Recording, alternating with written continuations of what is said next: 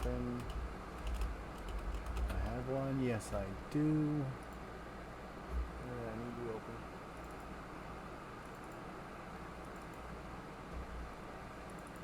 Oh, running late. What fun! Back. There we go.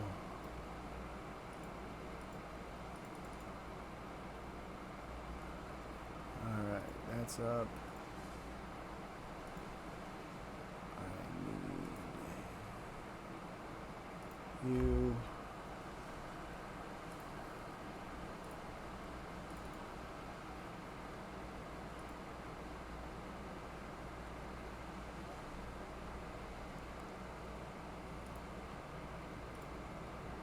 Beautiful.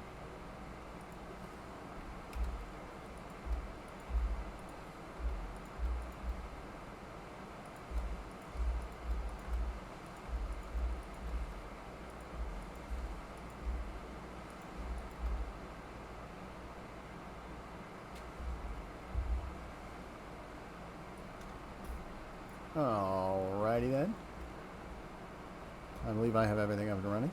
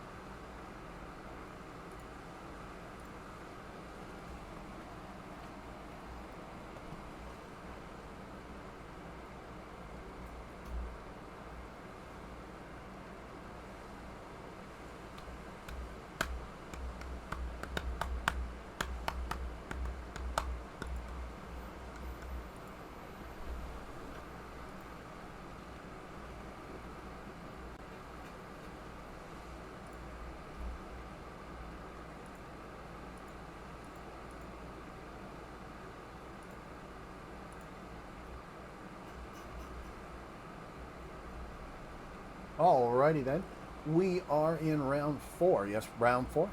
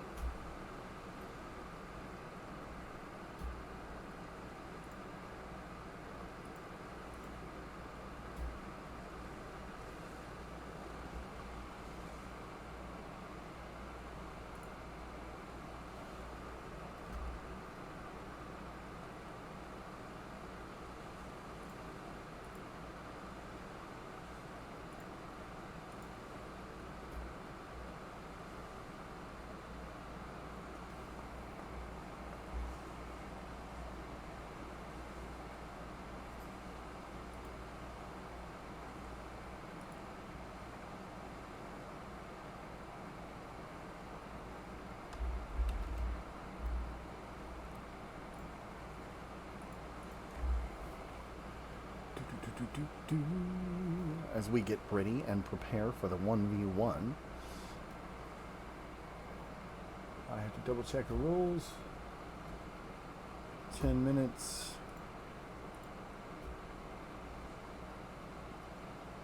Ignore enhancements. Stock loadouts. First person only. Let's see here. Yes, I do believe we have everything all set up. Now, this is week 4 of the Blood League. Now, this is week 4 of the Tournament of Stars, round 2. And we have the Sweaty Sabers versus the European Redcoats in a furious battle for the next few hours or minutes. And we have locks on both sides and a green board, so we're going to get into this match. Now, As you know, these 1v1s take place in trial mechs. Even if you own it, I just turned off all the skills. That was ignore the enhancements. So when the match starts, you will see stock mechs duking it out. Oh yeah! Ooh. Look at Boom Eagle. Look at him. Woo. Look at that. Eh? Look at all those weapons. All one of them. Let's see if our companion has one. Yeah, da da da. Come here. Come here. Yes. Very nice. Here we go, here we go, here we go. As you can see, these are two evenly matched individuals. And here's a fun thing with these maps. The blue and the green. The blue actually represents lava, if you can believe it. And the green represents water. I know, doesn't make any sense. But here's the fun thing. When you sit on these, your temp changes. Not a lot of competitors actually know that about the test maps. I mean, now I could be completely wrong, and it could be the green that burns and the blue that cools, but I think it is the other way. Nice job with the verticality by Boom Eagle. He's really cutting off Trout's avenues of escape. Problem is he's got to get within 200 meters of Trout, and that means the Trout's in range of him.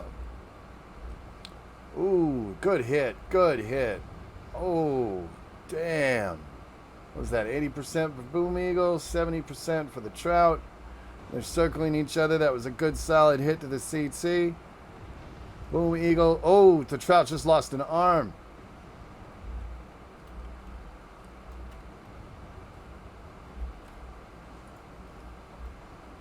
As you can see, he's pretty healthy. He is not. As the Trout, oh, blows the arm. The Trout's leg goes down.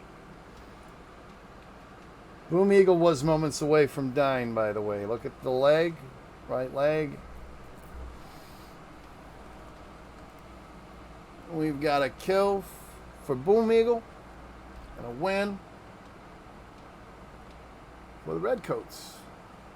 Oh, shoot. Hello, everybody in the chat. How are you all today?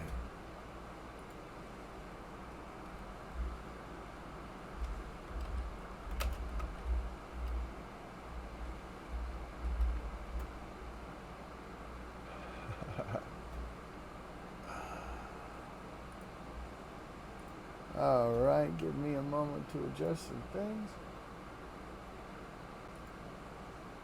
I will put a win in a column and a point. Oh, you can't have that win. That's not your win. You're no longer have that. All right. If anybody has the numbers and they could give that to me, that would be great. I forgot to post the first match.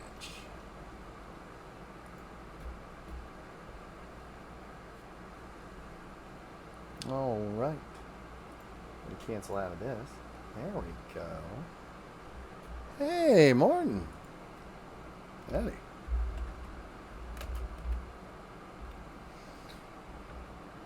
All right.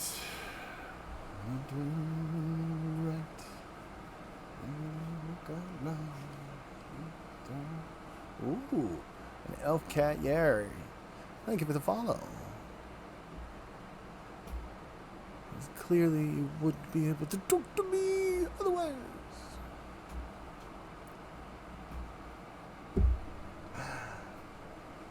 All right.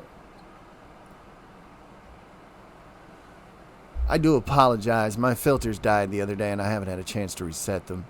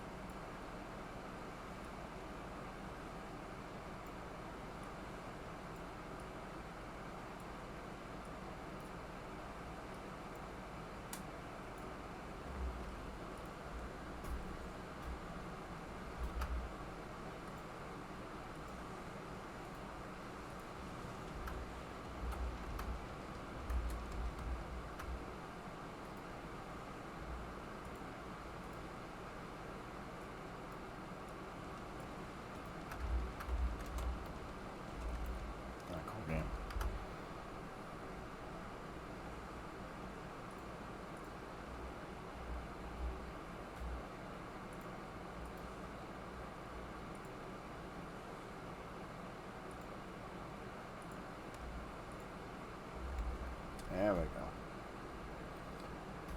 Checking.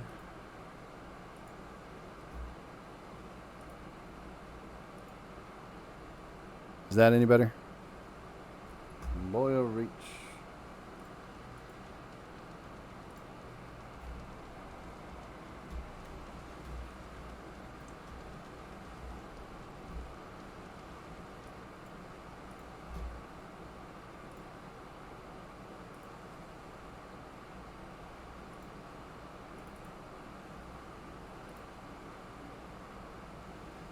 Well, all right then.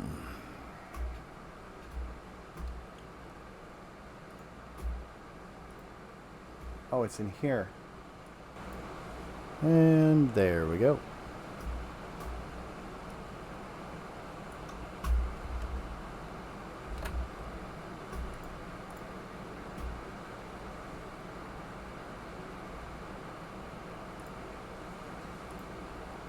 There we go. That should be a little better. All right.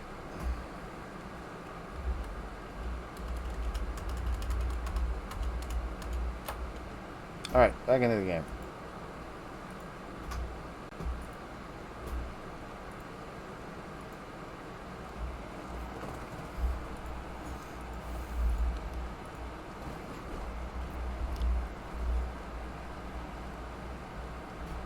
Checking on the rules here real quick. Just double checking the rules. Drops 2, 5.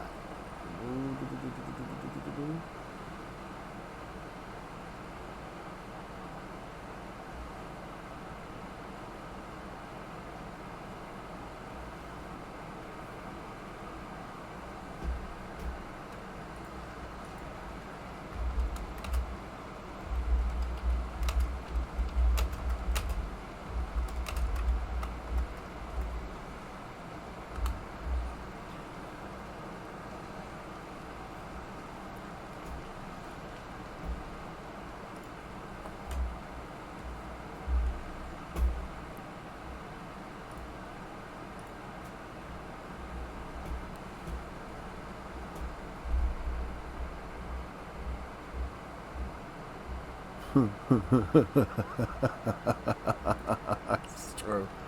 It's very true. We have it seem lock. We have it seem lock. We have one team lock.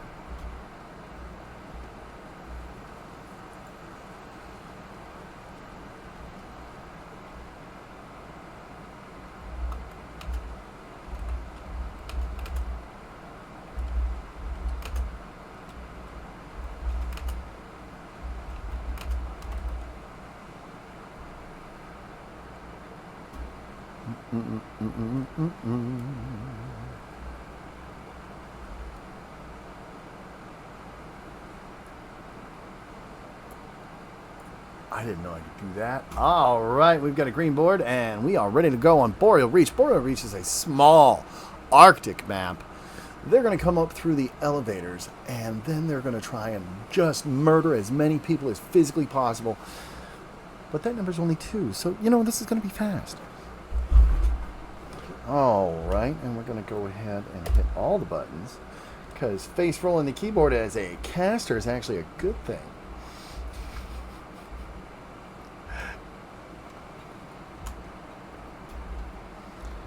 All right, and as they come up out of the desert, I'm going to switch over to mouse mode. We've got a cougar and a Veagle, a Vapor Eagle. Look at that. Vapor Eagle's got that nice, torturous thing right there. Let's see what the kit box has. Oh, the cougar. Ah, the cougar.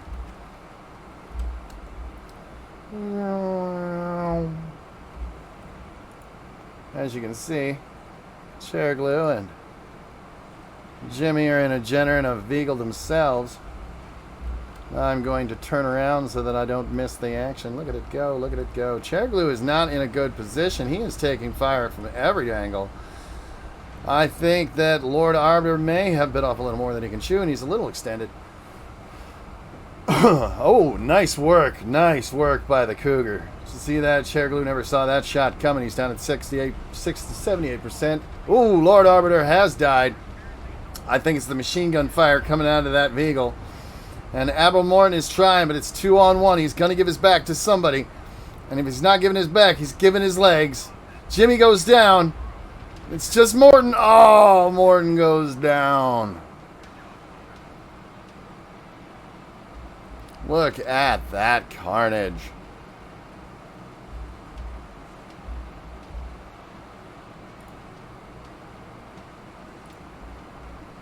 Do a little work there, just little tiny work, just a tiny little bit of work. And we'll go ahead and paste. Because that's what you do with them numbers. You paste. There we go.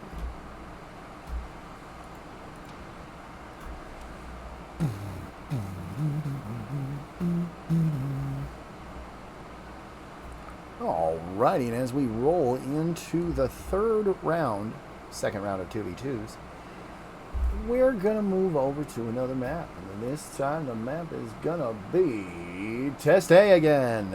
Yes, AM. Ooh, assaults and mediums this time. Kinky.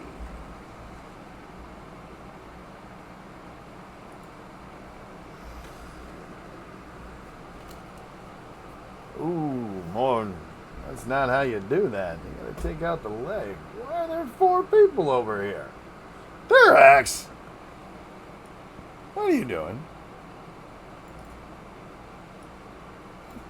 What are you doing?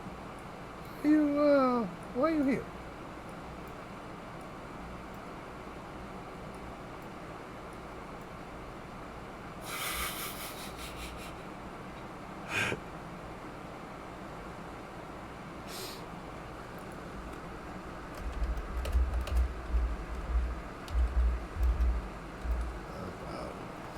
And as we try to get to match 2, I don't know why Therax is here.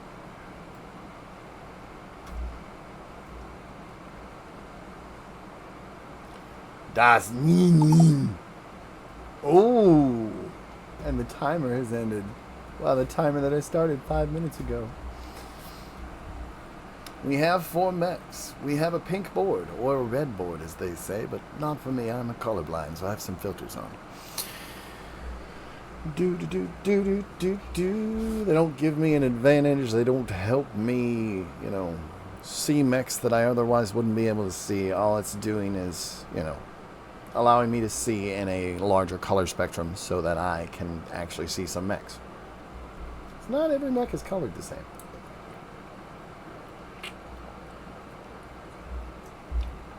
If you were wondering about some of my footage being a different color than most mechs. Alright, it looks like we have... Hey, Blue. A2A.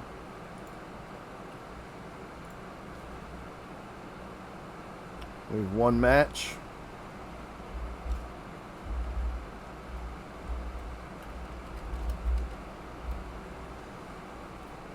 Team 1 is locked.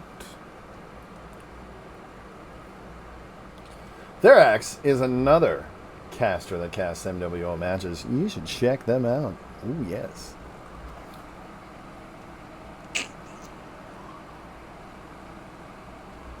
We're just waiting on Maddie's slow synth. Ah, yes, Maddie. Maddie's a new player to comp, and look at how far they have come. And as soon as we get a green board with a certified lock, we will launch.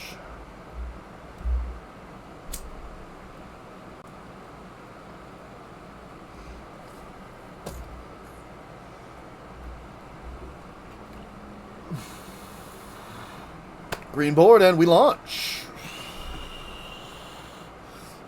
Now, having checked all of these settings and all of the match settings, we are as accurate as we can be. And as we ride off into the sunset, we realize that they're fighting in a box canyon. Look at the box canyon. Sorry, I'm just having flashbacks. Red versus blue. Click.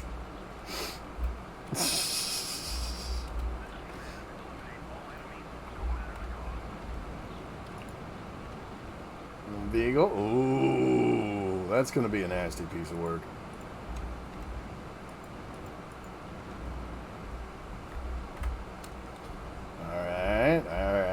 seeing what was putting it down. And we always got the mighty Hank Reardon. Ooh, that's a nasty little one. Personally, I would have brought the UV, but that's just me. We're not here about me. We're here about these lovely teams. Alright, looks like a direwolf is taking a commanding approach by exposing themselves greatly to the enemy. Das Meme, he does have the first shots on himself, so yeah. Therax is doing the Pop-Tart maneuver. That's very good. Take away that stat right there. As you can see, they are using the cover to great advantage. Every once in a while, the footprints show up. Isn't that cool? Oh, that was an airstrike. That was an ill shot. We needed to lift another 10 meters or so. They'd have been able to drop it on him. I see Hank is moving into position. As you can see, they can't see him from over here. And the direwolf. You know what we're going to do? We're going to go into some mechs here. This is the enemy team. This is Therax's viewpoint as he pops. This is Hank Reardon. Ooh, those are some good shots on his torso. Look at that. Look at the hits. Look at the hits. Oof, oof. He's keeping it on fire. He's keeping it on fire. So we pop out and pop into the mechs over here. That's not a good thing. Maddie the Synth and Das Meme are all both over here. We'll check on Maddie. Maddie's looking okay. Vapor Eagle's alright on ammo, and it's alright on armor. Let's check out his friend. Ah, yes, he's not hurt too badly. Wow, those are some guns right there. There's an airstrike on him. I wonder if they notice.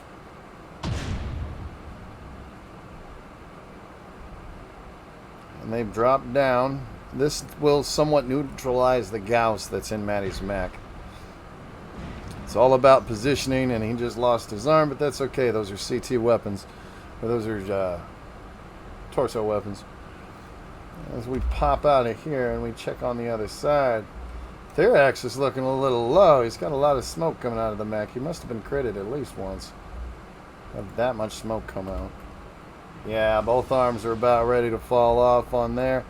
Where's Hank? Alright, there's Hank. Hank's doing pretty good. We're going to check on his stats. They're not bad. They're not bad. We come back over. Now, like I said, I need to check on their gauges. Come on, fire, fire. Yeah, it looks like they're standing in water, so they're cool. Now, if he moves over into the green stuff, he may well get a heat spike. It'll be minor, but it's percentages. They are really trying to flank Hank Reardon there. They only have about 6 minutes left to achieve this goal. And they are doing their damnedest to brawl. As you can see, the European Redcoats are sticking together. Whereas they have kind of separated Hank, but Hank's pushing out on his own. He's trying to flank them, and he's got him in a good spot. Maddie may well lose something right here. If not, Das Lemur's gonna get hit. We're gonna go ahead and check out his paper doll. Oh yeah, okay. Alright, the Beagle's ducking out of the way. Hank's staying low, he's about to attack. There goes Hank. Just full on into meme. Down 12. As you can see, that left shoulder's not doing too well. So we check on Maddie again. Maddie has lost the arm. Again, those are torso weapons. There goes Therax's arm. The other one's not far behind as they adjust their perimeter to deal with Hank. The direwolf is losing an arm as well, and the other shoulder's not far behind. Of these mechs, it's either going to be Hank or it's going to be Meme Liam. And I'm going to probably put my money on Meme Liam going down first here. Although, Now that I see the CC on Hank, it might be Hank if me and Liam can get a good shot in. Maddie's pretty torn up. There goes Maddie's torso.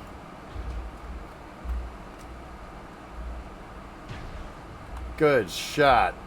He's only got one Gauss, though. There goes Maddie's other torso. He's got one Gauss left. Maddie's down. Put in the work, but Therex was outgunning him. All those pulses. And down goes Das Mimlim. Oh, I didn't realize that that thing had PPCs. Look at the damage. Look at that damage.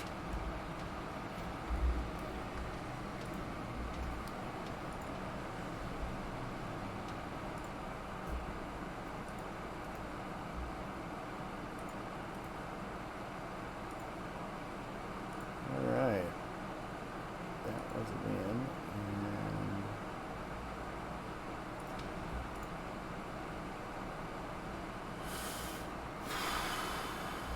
there's a win on the side of the Sabers.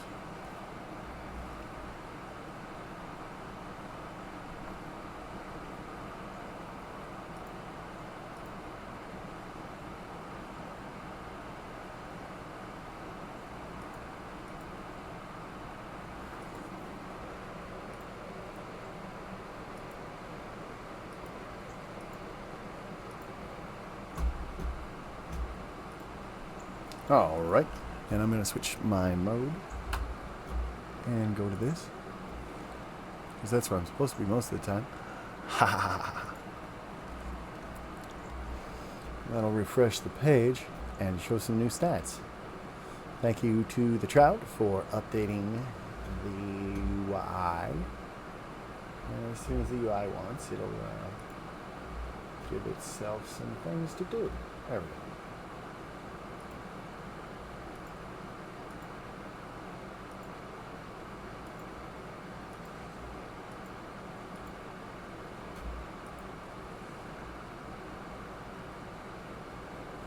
There we go. All right, they're going to start pulling in their actual players for their main matches, and I'm going to go ahead and change some things real quick. I'm going to move over to a 12-minute time mode, and we are going to move it to a no tonnage. Full teams is a no, stock effects is a no, and efficiencies is a no. No, no, no. And as always, first person only. It's technically a penalty to go into third person in comp. It's rude. As you can see, the points are starting to stack up. I'm not as good at the point system as I should be, but it's going to take a season or so for me to figure it out.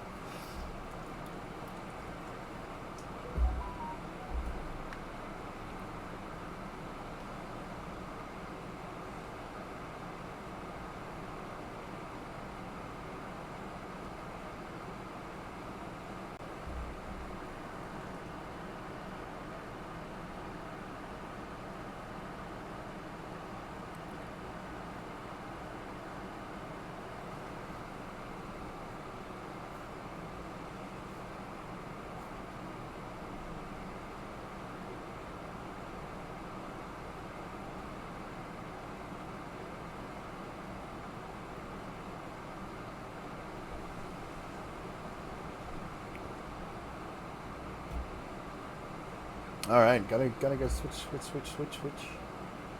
Ah, there we go. To the Crimson Straight. I got 4 screens, and I got stuff on all 4 screens, so occasionally I lose what I'm doing because so many screens. All right. Hey, hi, ho there. Crimson Straight is the map. Is it?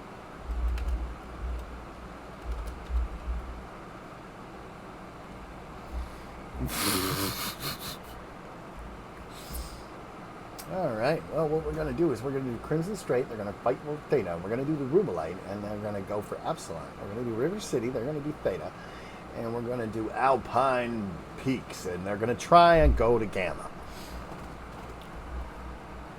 Conquest? Who wants to play Conquest? Wouldn't it be better to play Escort?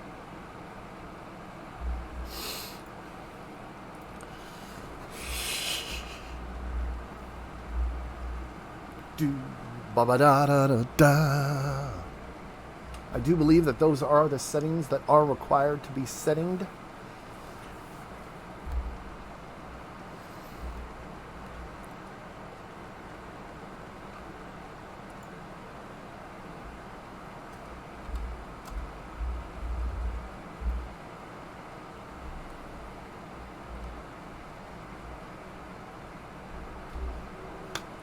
All right, as we wait for them to go a green board and then tell me that they've got a green board. Psychonix, you read my mind. I would love to do that. I think a tournament where you have to use stock loadouts to get from one side to the other, and we use some of the map modes that nobody knows about would be fantastic. Sadly, we cannot bring back knockdowns. The technology's not there, but maybe in the next one, yo. The problem is that if they bring back knockdowns, all of you assaults aren't going to be able to get back up once you get knocked over. Now, you see how that works? Because how is a 100-ton mech going to right itself? Especially something that doesn't have real arms.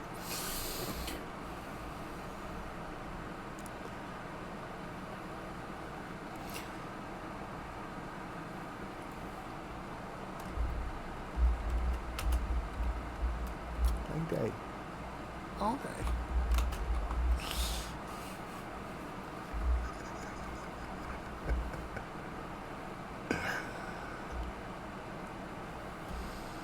All right, I do believe we have a Team 1 lock. It's crazy how that worked. Let's not get crazy now. I own repair costs. This isn't World of Warships, okay? Or you essentially lose half your frickin' pay because, you know, World of Warships got to make that money, yo.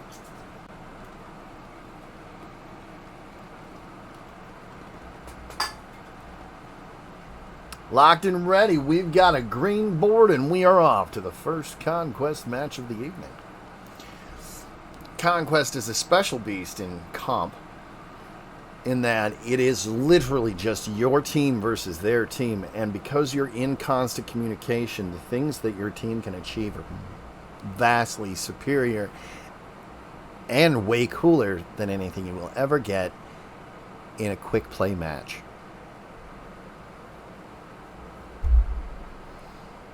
If you haven't, stop by one of the teams that you see tonight and check out their recruitment. They're always recruiting for players as long as you have MWO and the time. And from there, you can play comp too. You may even get cast in a match.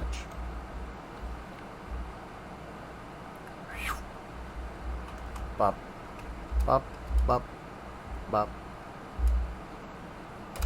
Oh no, we're turning that on. All right.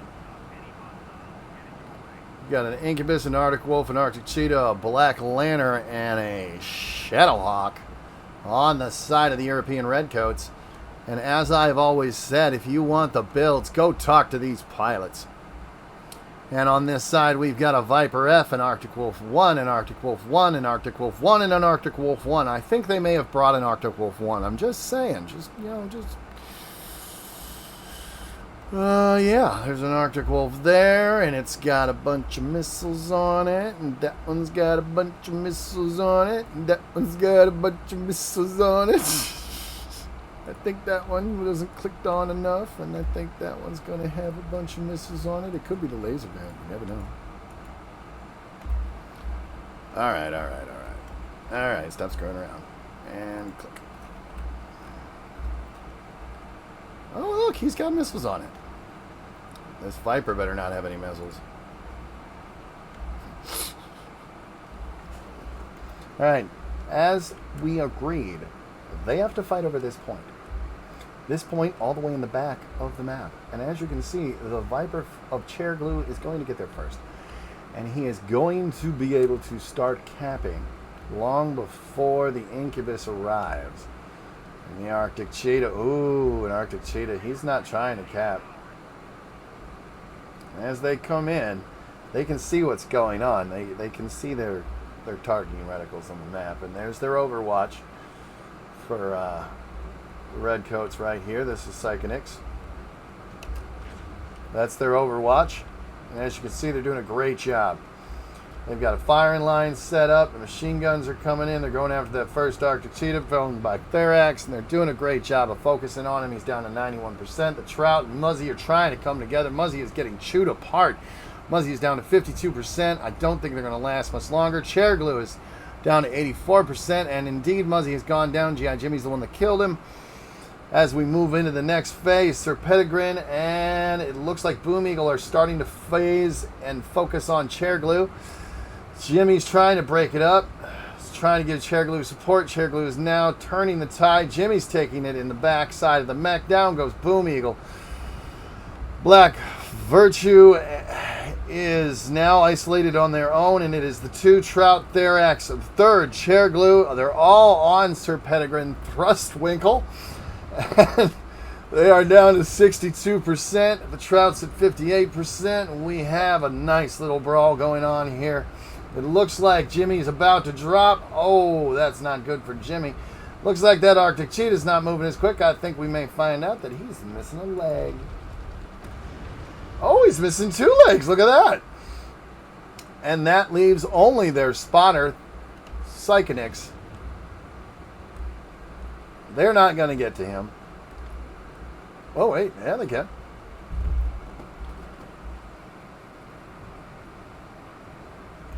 Wouldn't it be nice if they only had to go to like 100? And as Psychonix is the last one, their machine gun damage is not going to last. The crits are just coming in left and right and center. It's only a matter of time. The left leg is down, the right leg is down, and that is the end of the match. Good fight, everyone. And in all honesty, in comp, it's actually dangerous to give the team captain the ability to not have to play the game, because then they can hop between cameras and better command their forces. All right, we're going to go ahead and post this lovely number. They're crazy about it back at home base there. Gotta love those numbers. It's for the spreadsheet warriors, really. All right, now let's look at some damage numbers real quick while we've got the moments. As you can see, the Sabers, they did their work, but they didn't do a lot of hard work. And as you can see, the hard work did not pay off for the two from the European Redcoats. We have 5 dead on the Redcoat side and 1 dead on the Sabers side. I have to remember that. I will go ahead and end that, and I will program that in as a win for the Sabers. Wait, no, that's not right. No, wait, is it right? Oh, crap. Yeah, it was a win for the Sabers. I do believe they had 7, and they had 1.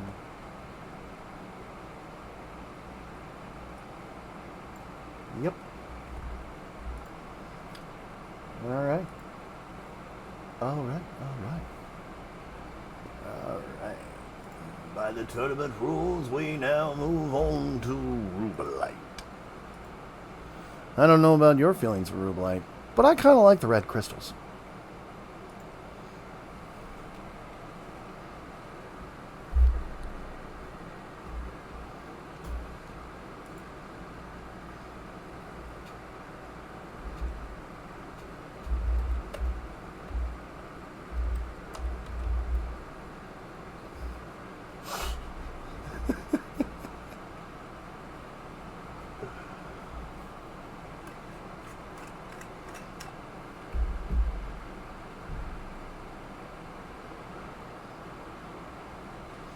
Alright, we're going to go ahead and stay in the lobby mode for a little while longer, as I keep forgetting to rotate. I have another lobby menu, and all it does is make the screen wider. Gets rid of my logo. Alrighty, folks.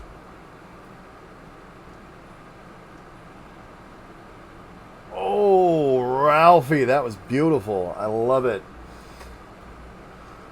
A zinger from the BPL.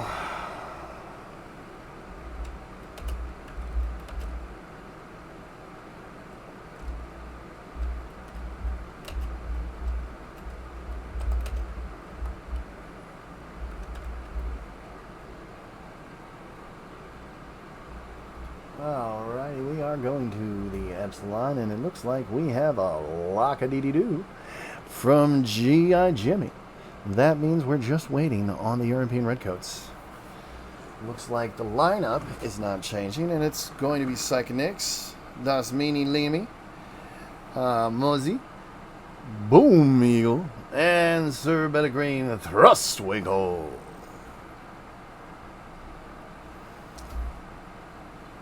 Ooh, for the quip. The quippy quip. And as you can see from the stats that we've currently got going on, the Sabers are starting to pull ahead of the European Redcoats. And they have tied it up from the wins that they got from the 1V and 2V.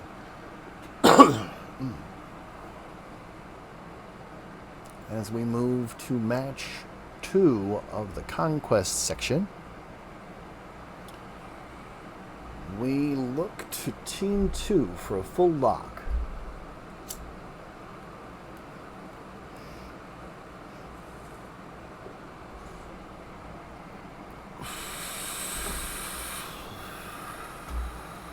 That's horrible for Goss. To be Goss locked? No.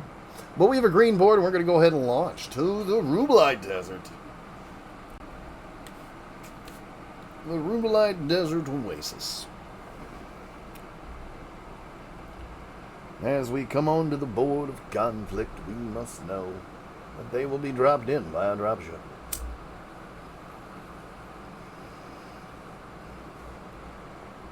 Those dropships are Leopard class.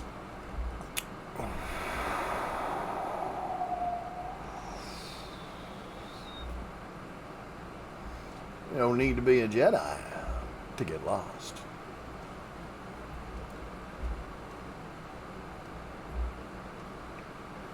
Whee!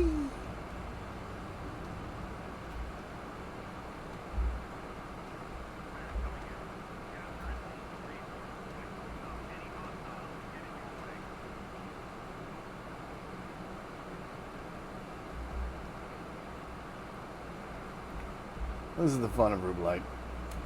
Woo! It's very blurry out here. Alright, as we go into this match, we go into it with all of our might. And as we can see, Psychonix in the Mist Links running off on his own.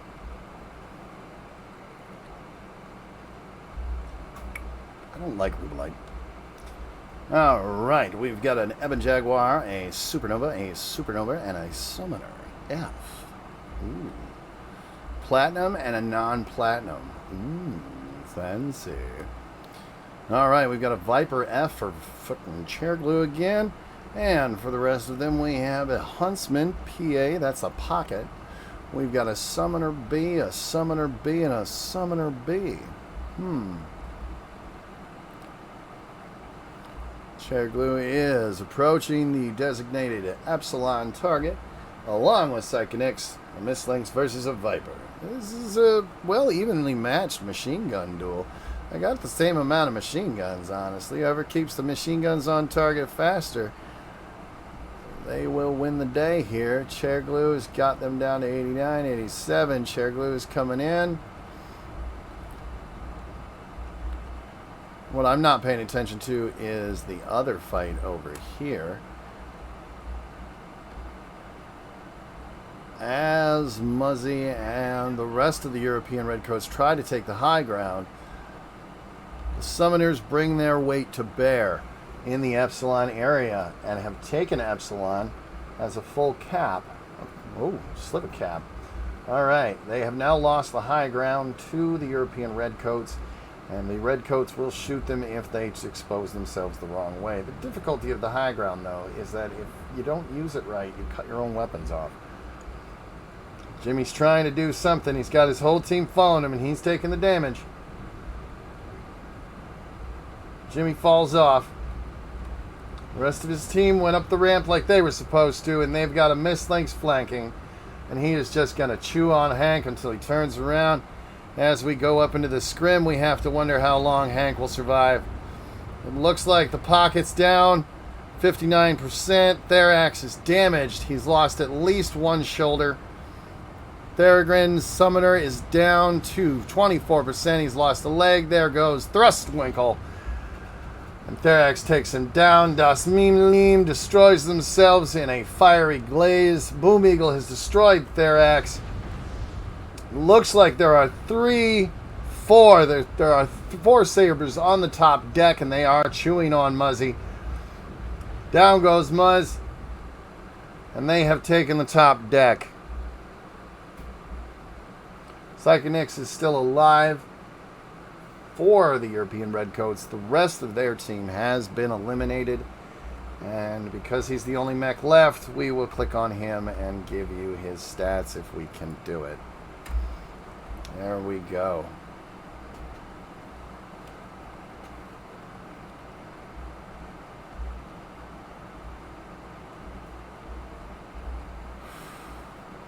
Now, not getting killed in comp is actually important. It denies the team points. And points are important by week 4, week 5. It's the last chances you have to get those points. So you are going to see them hunt this guy down, and he is going to get killed. Unless he can dodge for the next 8 minutes. As you can see, they're focusing his legs. They're not letting him get away. Down goes one. He's slowed to a crawl. See how he's blocking with his dead leg? You take 50% damage in any dead limb. Oh, Psychonix is self-destructed. And that will do it for the Sorensen Sabers. And they have won another round.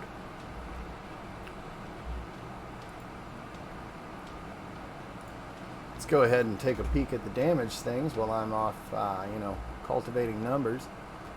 Oh, numbers. All right, well, it looks like 499 is going to be the top damage on the side of the Sabers. 4 Phoenix, nice job. And Muzzy will bring that honor home for the European Redcoats. 546. 1 kill on the Redcoat side, 2 kills on the Sabers side. 2 self-destructs. All right. That does change the math.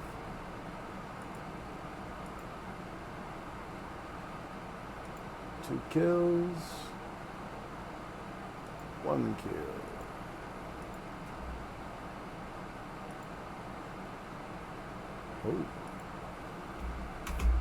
Oh. Alrighty then.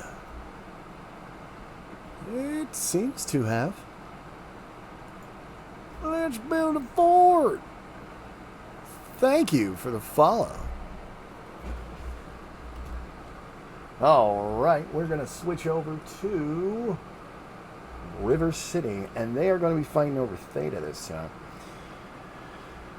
As we move into it, we are going to go for, what was it, Vitric? No, it wasn't Vitric Station, it was River City. Oh, could ever forget River City. This guy right here. As you can see, the tonnage goes up every round, and eventually it's just going to be assaults. Now, we are waiting for a green board from the SBRS or Sorensen Sabers. Sweaty Sabers. And we're going to go ahead and give them a little tiny poke.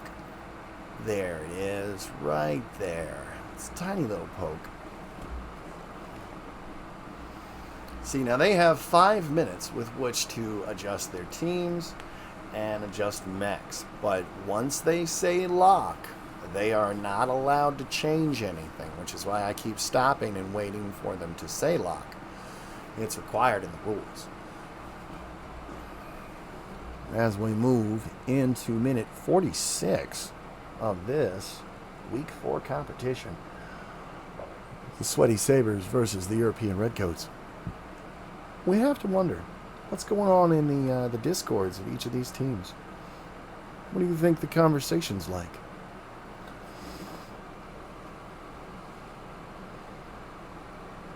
Right now, the Sorensens are up 1. With 2 matches left to go. Technically, they could tie.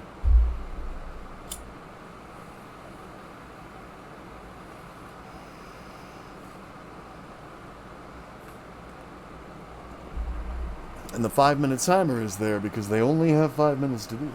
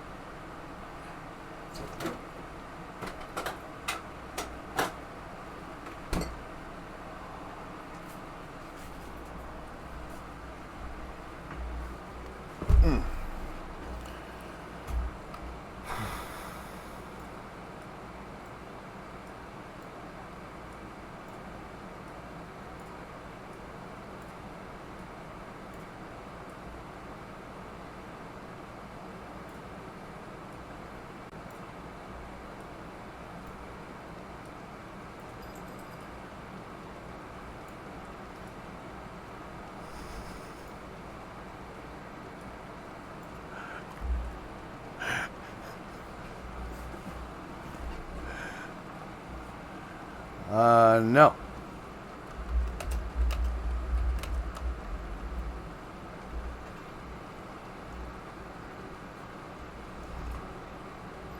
Whew. Yeah, that's a whew. Somebody got it.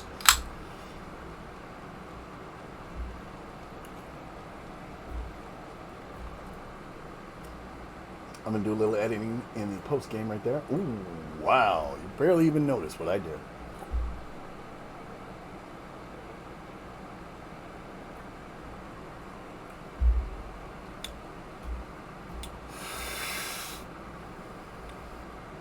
Yeah, I was in the same boat. I clicked exit. I was like, oh, I was supposed to click that stupid button. But I can pull it out of my video if I need to. Because, funnily enough, that API number is actually posted in the upper left-hand corner of the screen whenever you're playing MWO. And if you want to report someone, that number is what you need to do it. Because you need to have the match API, so that way they can scan the match's code, see what was going on in it. You can't just say, hey, this person was doing something. Without an API number, it really doesn't help them at all.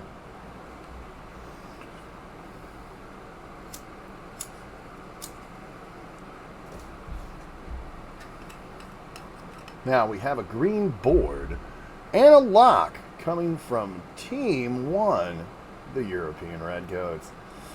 And as we wait for the SBRS to lock in, we have to wonder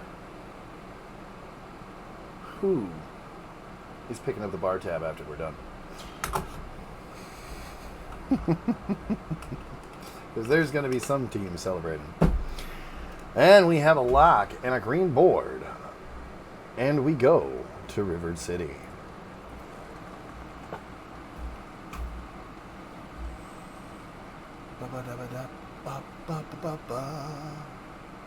And as a reminder to everybody out there, the kill points sit at 14 for the Sabers and 7 for the European Redcoats.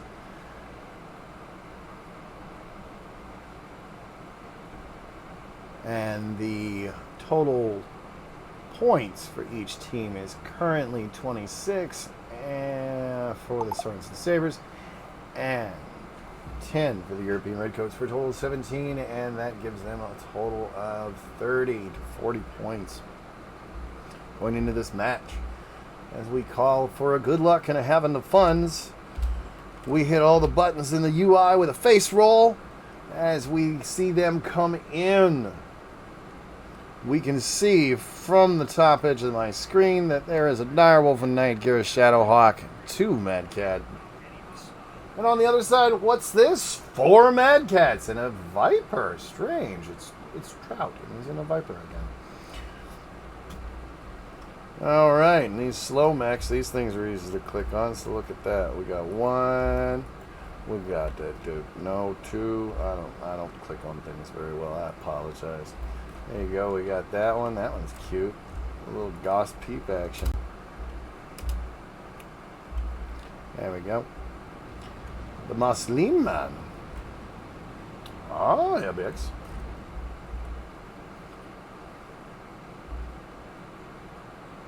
Psychonix is flanking hard. And as Theta is taken by the Trout. Capping the point.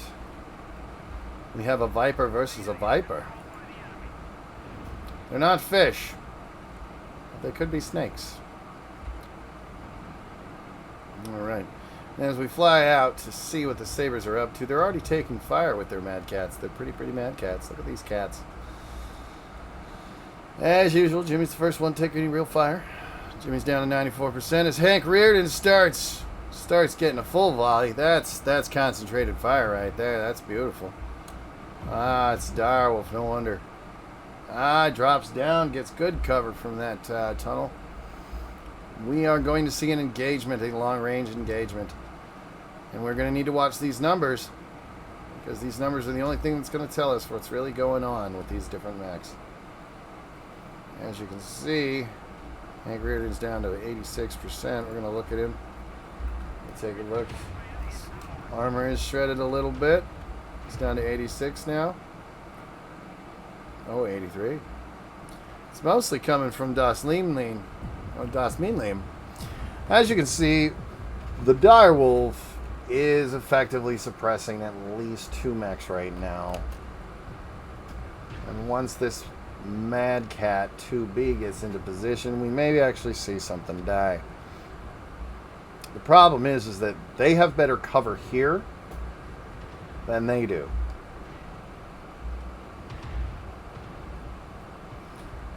Because as much as you don't really notice, you are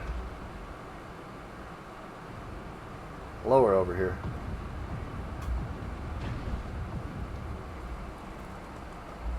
So technically they have the high ground. They are getting torn up over that high ground, so it's not as effectively being used. Hank Reardon just took a Gauss shot. Chair Glue is not to be outdone. He's decided to see if he can get more damage on his mech than Hank, and he has achieved it. 64 to 72. Hank, it's not a competition.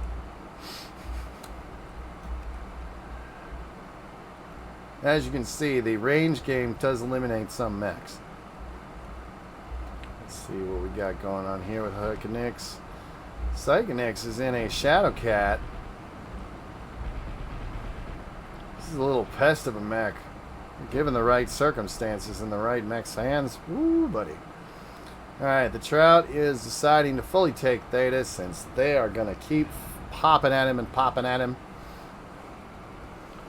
Springed off it again.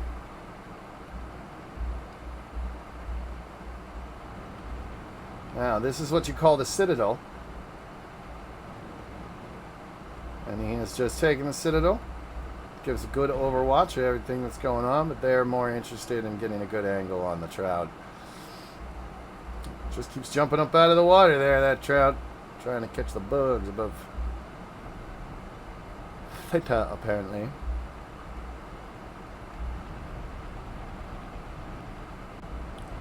Focusing legs, focusing legs.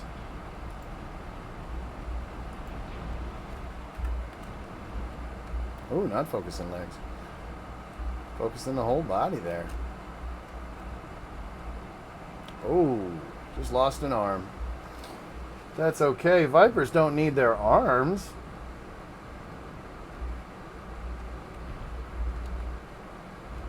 Oof.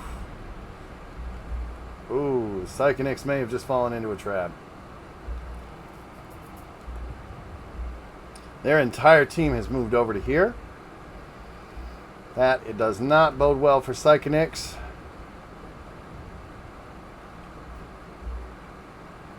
But it does show that a bunch of them are now damaged. Phoenix Hawk, Full Phoenix Mad Cat 2B just lost its left arm.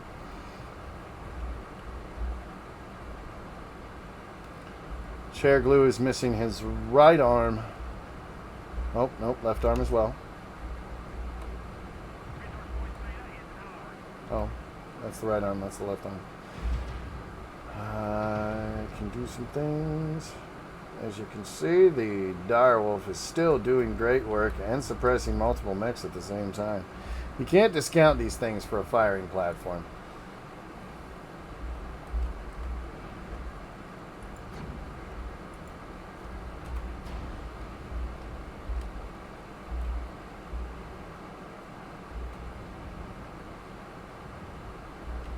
Can I do it? Is the Trout going to survive long enough?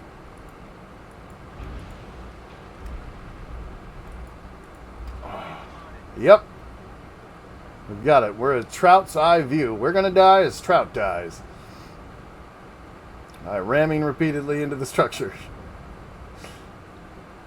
As you can see, they've lost half their guns.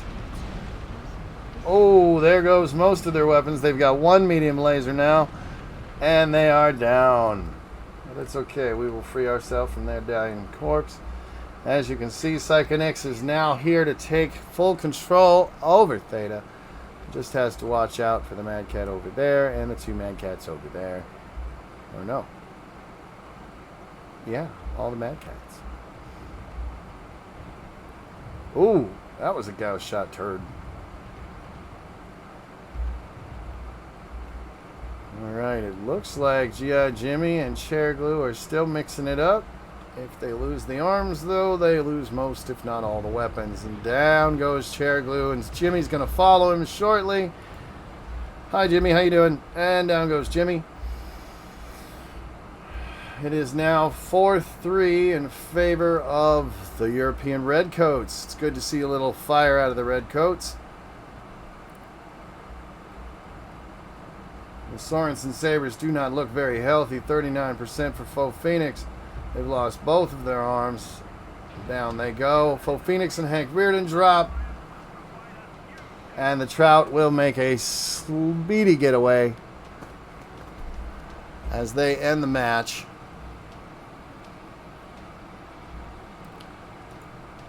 Blish those stats. Oh, hopefully it'll be fun. And hopefully you guys will be able to hear me, Therax. It'll be nice.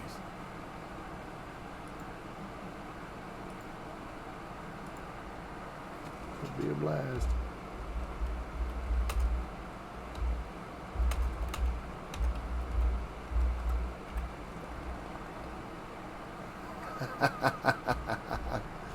Sorensen's did play very well. Alright, and as we look at it, the European Redcoats have 1, 2, 3, 4, 5 kills to their name. The Sorensens do not have a kill. Alright. European Redcoats coming back with a vengeance there. They get a win. They killed all 5 mechs. They didn't kill any mechs.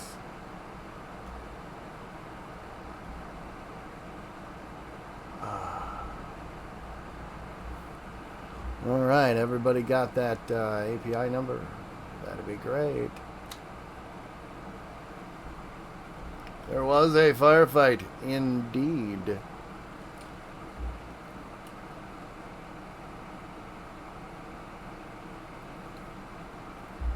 European Redcoats are going to take this time to do some changes. And as we wait, we have to wonder, this is the final match. Do they have anything extra? Some teams have a little post-comp decompression goof off.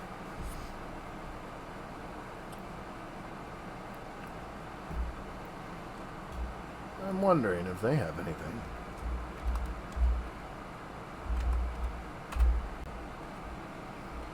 Ah, yes, howdy is my standard greeting. Howdy. How are you? And as we continue along. We are on the final match. And like I said, some teams have a post-match where they just kind of goof off. I was in one where it was 7v7 piranhas in HPG's basement. So they waited until the 1 minute or the 1 minute and 5 second mark so that everybody could get into position on one of the ramps. And then they just ran in and just started shooting everybody. The winner actually killed one of their own teammates right after killing one of the enemies to secure the win.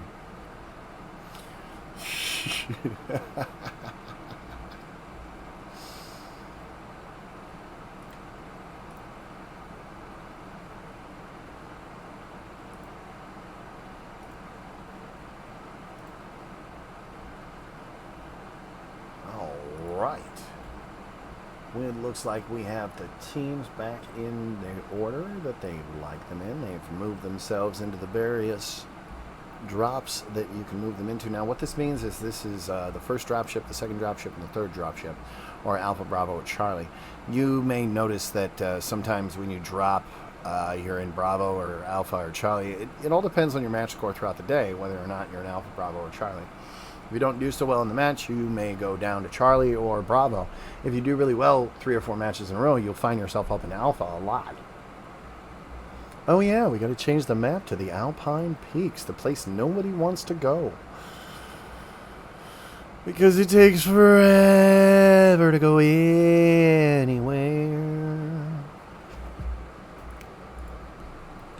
Fine. Only because it's in the rules that I can't change the map. He didn't like me. Not even I liked everybody. They just shot you a lot, that's all.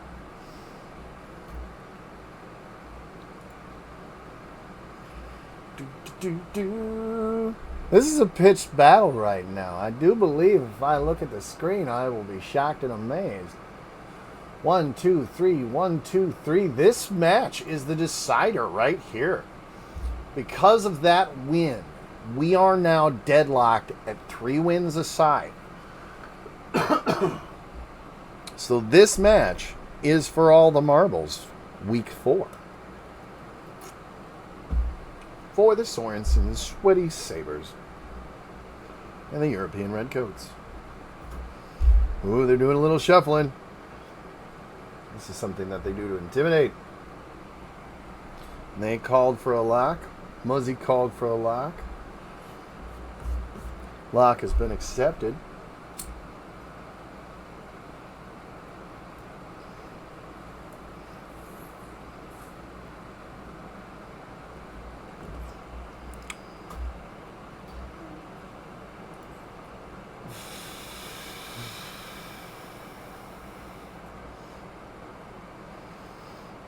Ooh, look at the drought, look at the drought, look at the drought, look at the drought, look at the drought.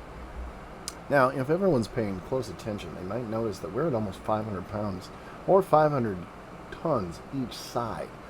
480 for the European Redcoats and 490 for the Sweaty Sabers.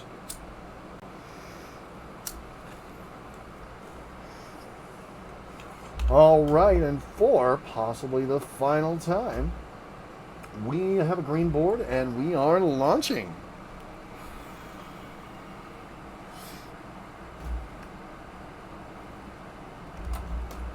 And I'm actually going to remember to do it because it's the last match.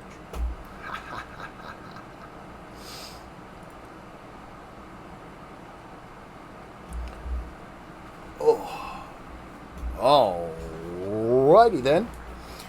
We are on the horrible, horrifying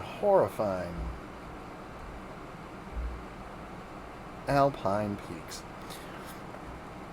There's a hold. We have a crash. We have a hold. That's 2 for the hold. I am holding. Oh, dear.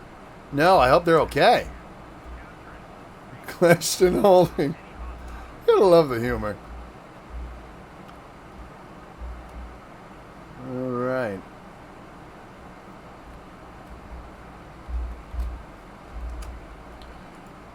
Hank Reardon.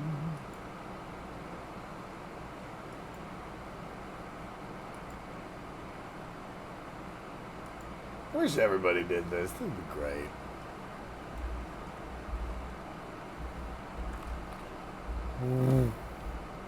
Now, they have to try and reconnect in as quickly a time as possible.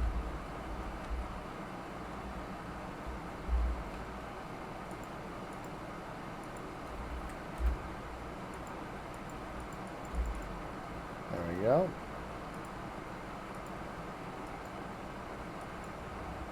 They are all in the exact same build except for Hank Reardon.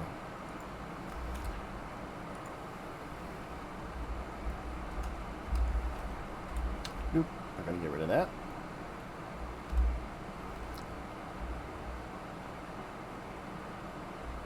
Window.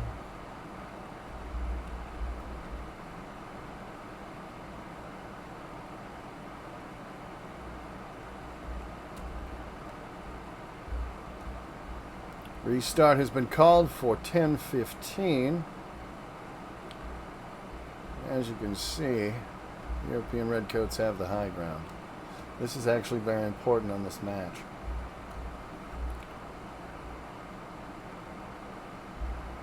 They let off. Now, as you can see, all of these dire wolves are heading to the exact same location, and that's going to be right here. Now, they're either going to try and push up through this valley to give them high ground advantage, or they're going to push into Gamma.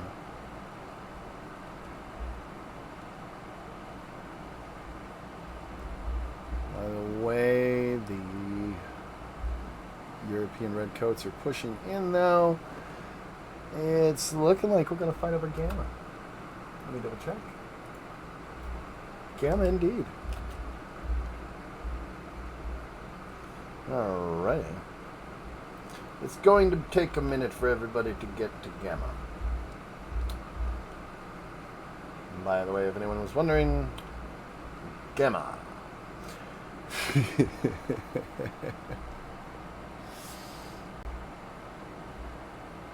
I heard a dropship. Ooh.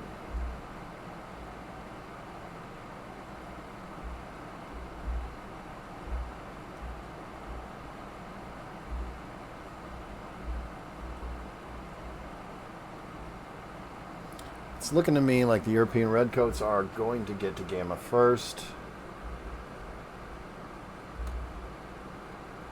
Not sure what's going on over here. They should be a lot further along. Oh, I see what happened. They've got a way through.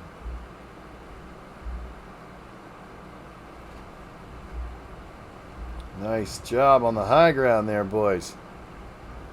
Alright, as they trade with Psychonix and Mean Lean, we go into this match trying to keep an eye on Mr. Reardon and Faux Phoenix. These are going to be their Raymers and their Overwatch, and as you can see, they're surrounded, so it's only going to be a matter of time before something happens to them.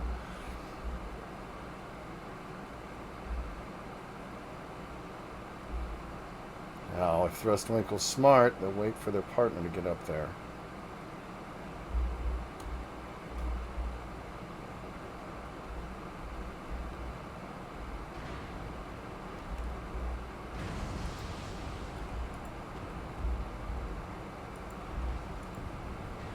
Oh, Phoenix. And shots, but no real armor lost. Hank Reardon's down at 86%.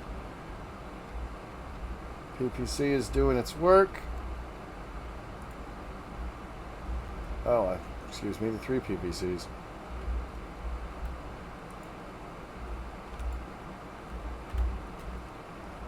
AC5s, AC10s. Nice Modcat 2B. As you can see, there's smoke coming off of Faux Phoenix's mech.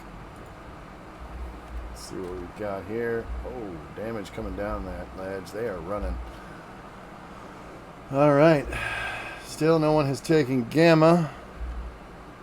Looks like nobody wants to, as the trades are still working.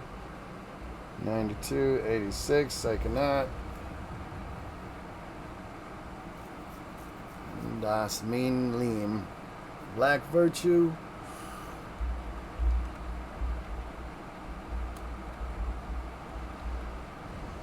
So Peregrine, Thrustwinkle, and Muzzy finally gotten into position. As long as Muzzy doesn't fall back down the hill.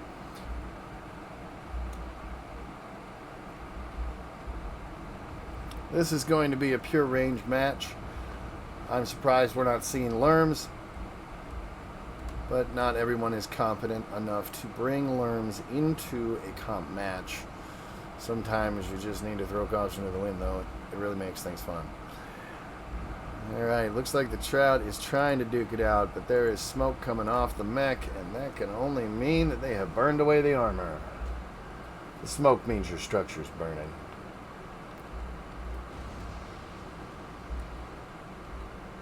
Still good life expectancy out of Muzz and Sir Peregrine Thrustwinkle.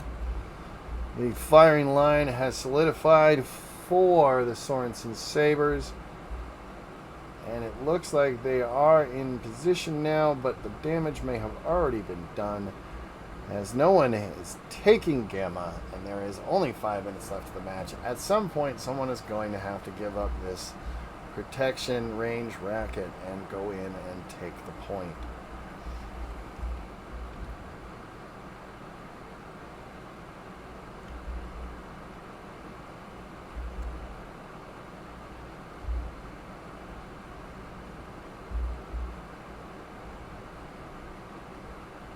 Oh, Psychonex goes down. Direwolf lost.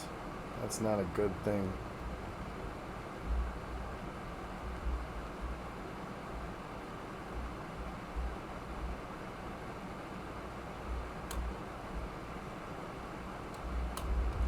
Where was he?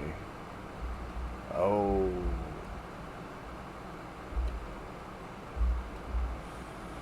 They are now 4 strong. They're getting good return on investment for these shots. No one's taking a decisive advantage. Yes, losing Psychonex is going to hurt them in the long run. But this range combat might hurt them more. 4 minutes remain as we watch their range do its work. We do want to point out that Trout is smoking more. And if we click on their mech, we can see that their arm is smoking. Their Gauss is still working, along with their 4 ER large lasers. Again, 2 Gauss, 4 ER large lasers. Oh, Phoenix is powering down. Something's wrong with their heat cycle. I'm betting they lost a heat sink. 3 ER PPCs is definitely the kind of thing that'll cause you to overheat a little bit. I'm loving the paint job on Therex's Direwolf. And they also have 2 Gauss and 4 ER large lasers. This is good range mech, and this is good equipment. As they have the high ground and they are shooting over a ridge, they can fire and drop back over the ridge, and their shots are just going to get turfed.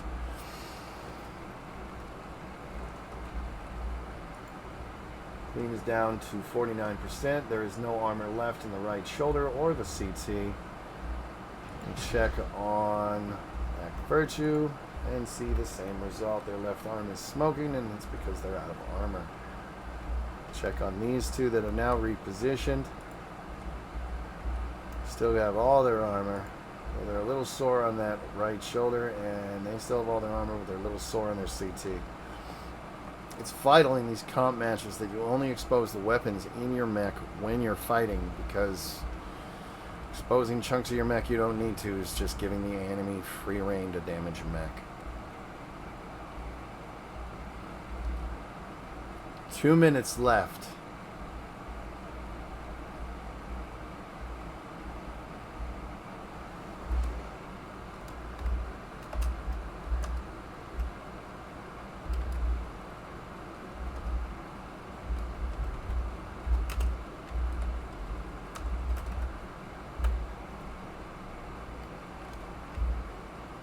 Ah, headshot is what's got Psychonex.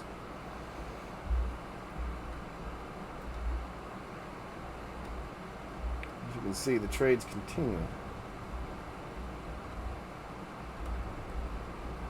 And it looks like Das Meme Lean is out. of direct confrontation because their shoulder is just so open. You got to hold on to them. That's the one that can shatter armor. All those LBXs.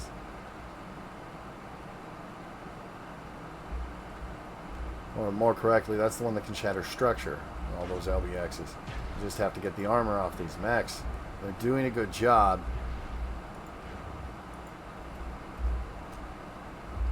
Yeah, Jimmy's in the exact same condition as Das Meme Liam. He just has slightly more armor. Slightly. Shots in the exact same boat. Everyone seems to be swinging hard to the right on the CTs.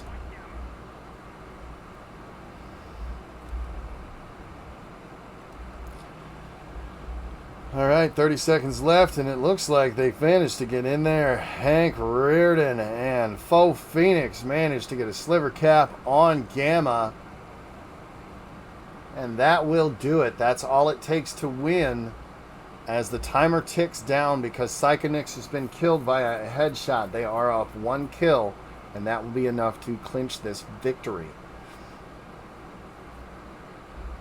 It was a good try with the range. It's just they didn't have enough down range to capitalize on the direwolves. Good try, Faux Phoenix. Good try. Little MVP zoom in. He walked right up to the enemy. Alright, a little match stat. Never hurt nobody.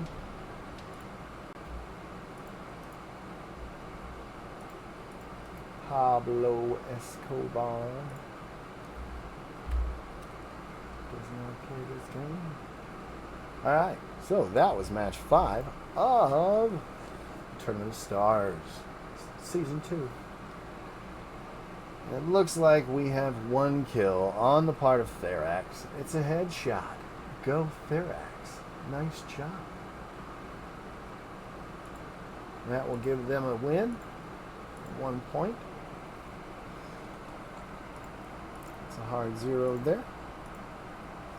Alright. If they don't have anything planned, we will move to the post-game interview over in MWO Comp, where I can interview both teams at the same time.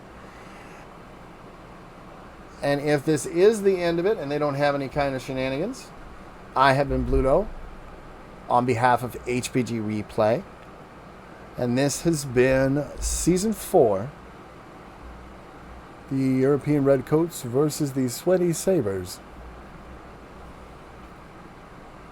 Tournament of Stars, Season 2.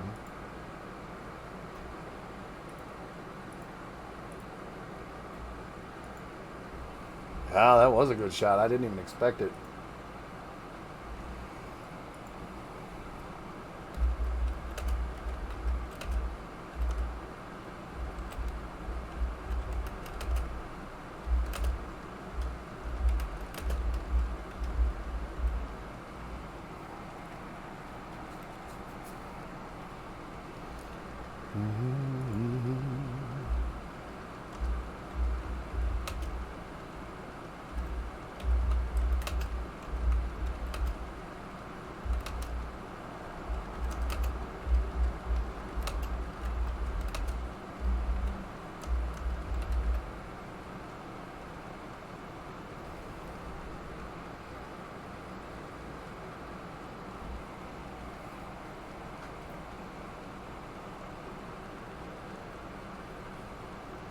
There can be only one. All right, Jimmy is calling for a post-game free-for-all.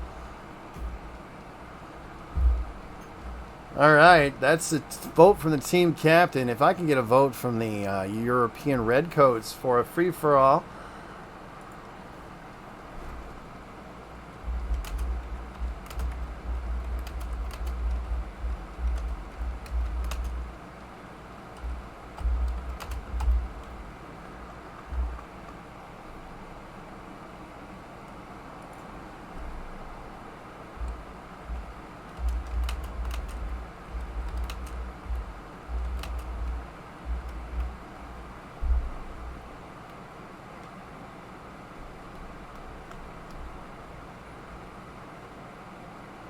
All right, let's see what we've got going on here.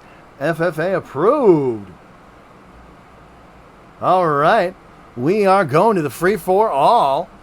Do we have an idea where we are going to go? Let's see. I believe that we're going to go to skirmish. Let's do a free for all. The last time we did the free for all was on the HPG Manifold, and I think we can do better than that. So how about Highlanders or Summoners in Solaris City? Ooh, Summoners. I like Summoners.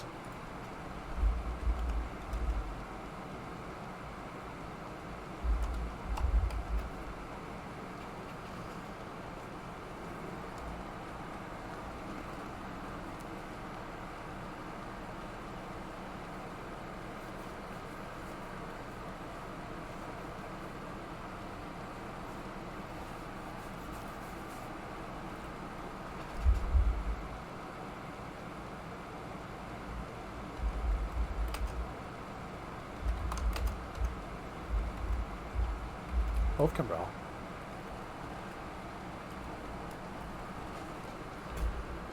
All right, we've sort of arranged a little free-for-all. We're going to go to Solaris. I just have to find it. Where's Solaris? Honestly, I don't know. There it is. Solaris City.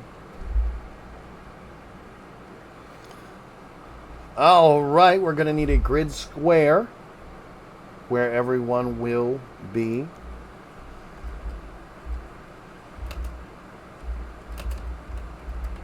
Grid of battle. I think the center. The center. Yes.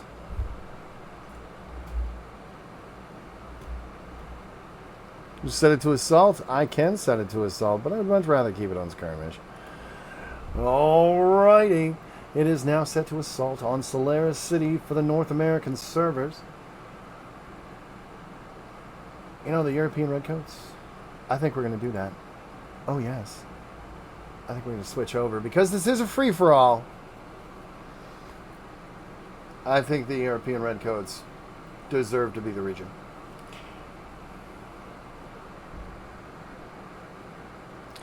I do believe that we have a place of battle. The Central Plaza sounds frickin' fantastically fantastical. And now we just need the teams to show back up. I think, given the weight and the size, that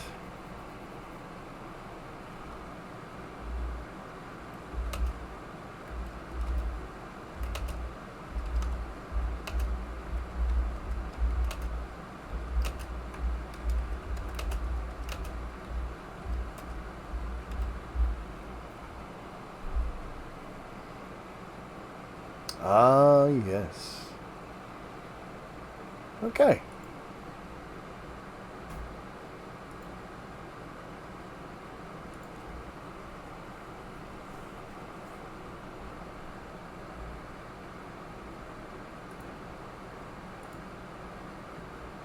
No.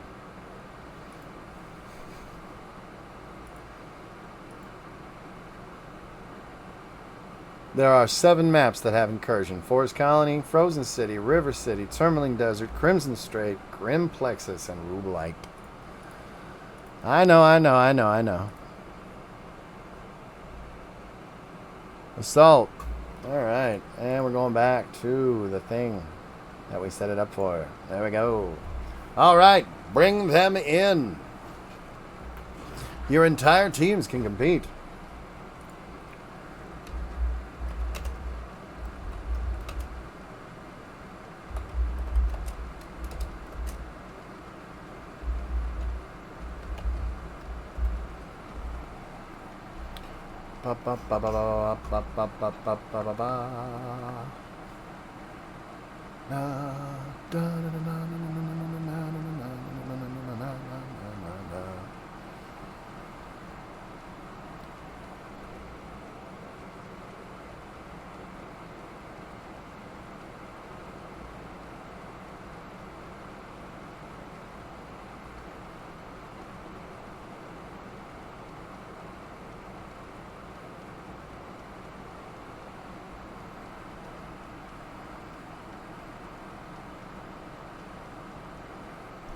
BB to the other side. He'll just squat out the pass alongside Boom. Loop. Off to Charlie Lance with you two.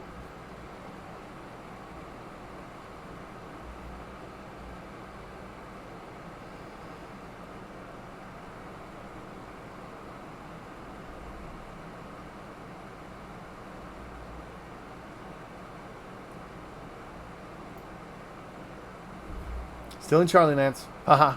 Mahahaha.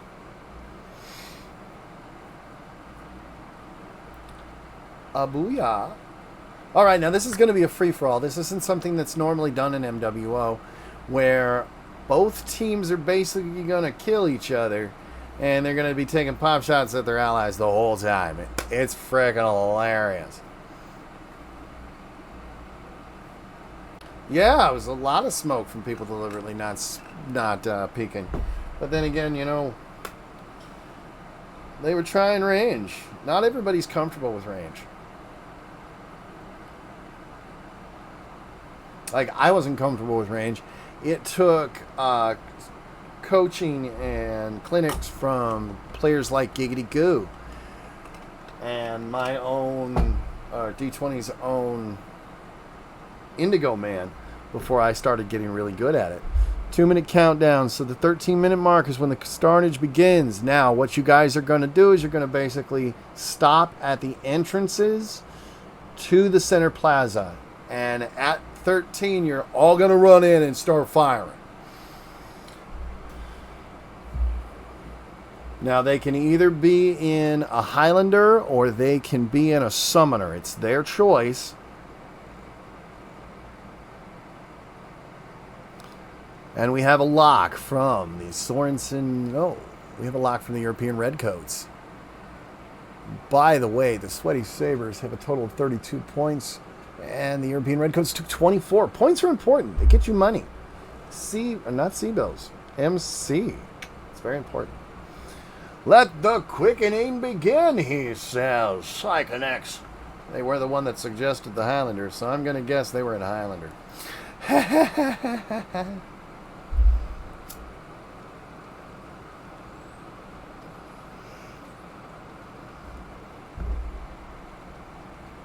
Oh, right. It's going to be 4-on-4. As you can see, Therax, G.I. Jimmy, Trout, and Faux Phoenix versus Psychonix, Carlith, Sir Peregrine, Thrustwinkle, and Muzz, with Black Virtue and Boom Eagle sitting out. Woo!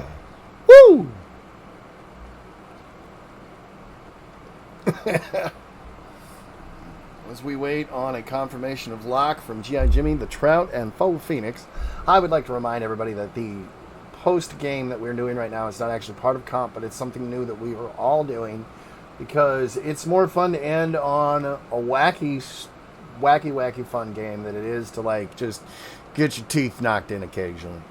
This was a hard fought battle. They fought 3-3 and they decided it in the fourth match on a range match of all things. Oh, somebody disappeared.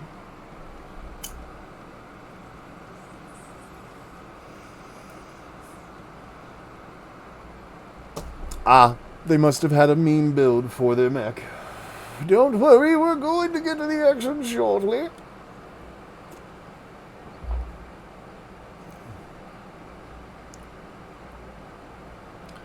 Well, Therax, a lot of them weren't actually that heavily damaged. A lot of the direwolves were damaged on the right shoulder and the right arm. But most of the time it was the right shoulder that was damaged and smoking, but it wasn't more than yellow or orange.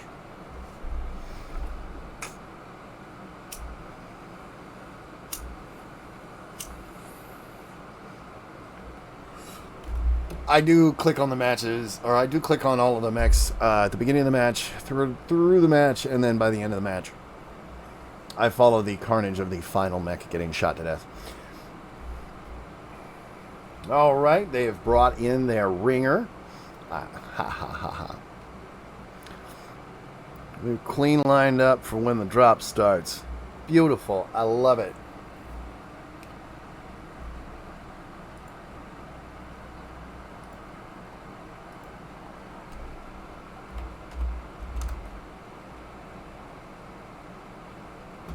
Is it Bohemity?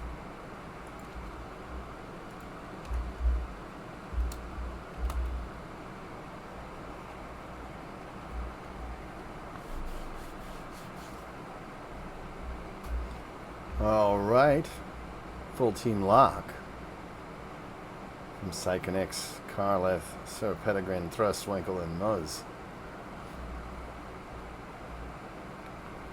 I think this is it for our players.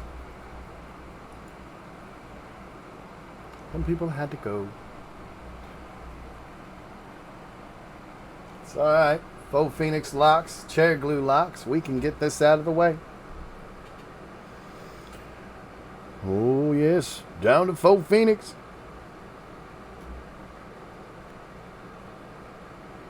Oh, somebody call a lock and I can click the button.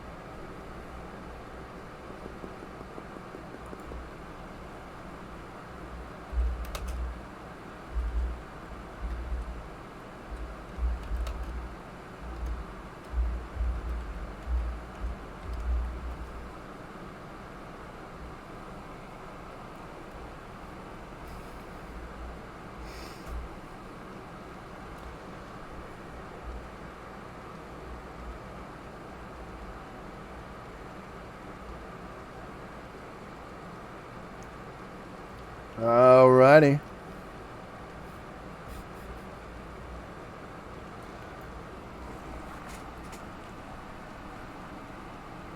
As we go into the Slayer City, we're going to zoom to the center of the map, and they're going to take about 2 minutes to get to the end. And I'd like to thank everyone that stuck around. This has been a fun experience all the way to the end. It's been kind of a nail-biter. If you like this kind of content, there are streamers streaming MWO every weekend and all week. And on the weekends, we do MWO comp, so you can get the finest in teamwork, strategy, and just mayhem. And of course, if you like the entertainment, please, by all means, drop a follow. And the Highlanders' jokes and puns begin.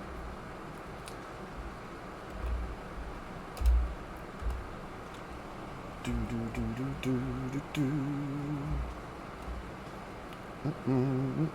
It's hilarious. There's no holding around here. All right, and as you see, the two teams are going to come in. And they are going to sprint. They have until 13 to get in position. And they are going to fight over this courtyard.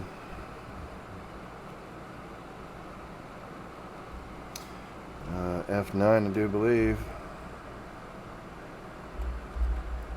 F9.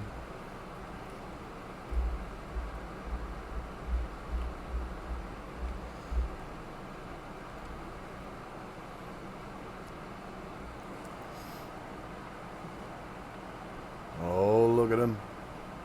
We're going to leave the mechs up as a surprise, even though you guys can read them. A summoner, a Highlander, a summoner, a hunchback. You aren't playing. And a summoner versus a summoner, a summoner, a summoner, and a Highlander. They got two Highlanders to the one Highlander. I think that this is not going to go as well for the European Redcoats as they think it is. Because there's also teamwork going on. 40 seconds.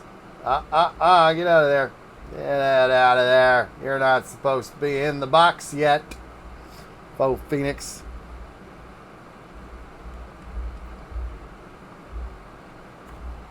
But Cyclonix is inside the box. They've both thrown strategy out the window. They are ready for blood. As we approach the 13-minute mark, you can see that the team is just approaching. Those Highlanders are slow. Summoners are all in position. Highlander. Now, see, these hunchbacks are kind of getting in position to film everything. And we go on the 13-minute mark, and we see that Psychonix is already taking damage. Faux Phoenix is getting shot from at least two angles. The Trout is backing him up or shooting him in the back. Who knows? This is a free-for-all after all. Muzzy's down to 83%. I don't even think he's made it into the circle yet. Charglue's 92%. The Trout's at 83%. Faux Phoenix is down at 63%. They are the focus of someone's ire.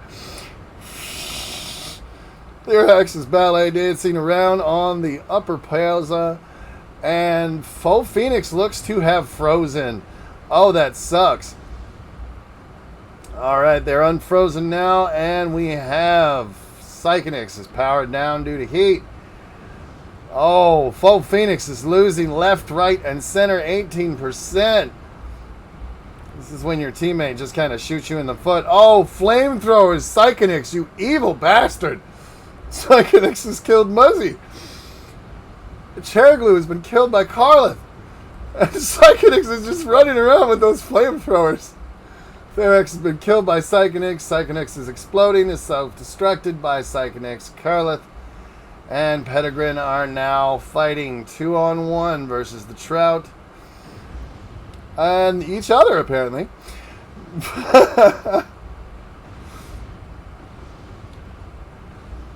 Trout's coming in. The Trout is 2-on-1. Carlith is coming in and avoiding fire from their teammate. Take down the enemy, then focus on your ally. All right, the Trout is the last one remaining for Sorensen Sabers. On the other side, we have Carlith and St. Pettigrew Thrust Winkle. Third or Esquire needs to be added to that name.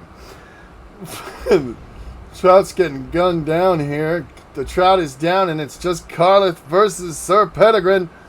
Thrustwinkle's about to get killed. Oh, I kind of knew he was going to die. And that does it. Carlith is the remaining mech. Let's see what the damage is for Carlith's mech. Oh, they still have armor. And they're going after the spectator cameras now. That's a no-no. The spectators will get involved, and you don't want that. All right, we have a clear victory by the European Redcoats in the free-for-all of the Tournament of Stars. It's because they get their gander up with the 1v1s and the 2v2s at the beginning of the match. They want something else. Carlith is the only one, as there can be only one. The quickening is upon Carlith. Boom Eagle takes a good shot from Black Virtue, trying his damnedest to overheat himself and take out his enemy. Black Virtue does indeed overheat himself, but does not take out the enemy. Boom Eagle's down to 58%. Carlith's at 29%. I don't think Carlith's got anything left in him. Down goes Carlith. Speed the impartial observers. Well, they were only impartial until somebody started shooting at them. It's just like if you swing on a ref on any sports field. They take that personal. And as we can see, Boom Eagle, the only true survivor. No, I'm kidding. That win goes to Carlith. If I had anything to give you, Carlith, I would. But hey, here's this pro tip. 7 Days to Die is only $5.57 on Steam right now. And it's a lot of fun now that they've fixed it for the most part. There you go. Pro tip. All right, that will do it for us for today. I will now jump over into the MWO comp page, and we will start the interviews.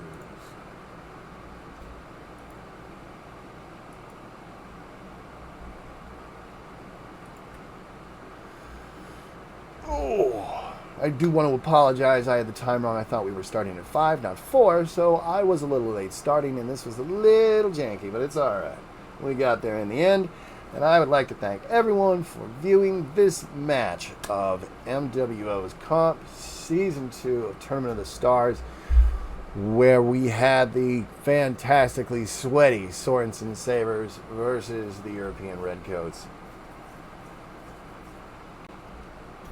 I've got to click over to this Discord now, where I will probably find people waiting.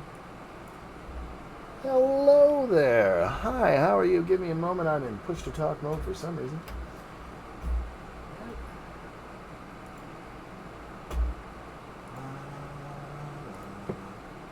There we go.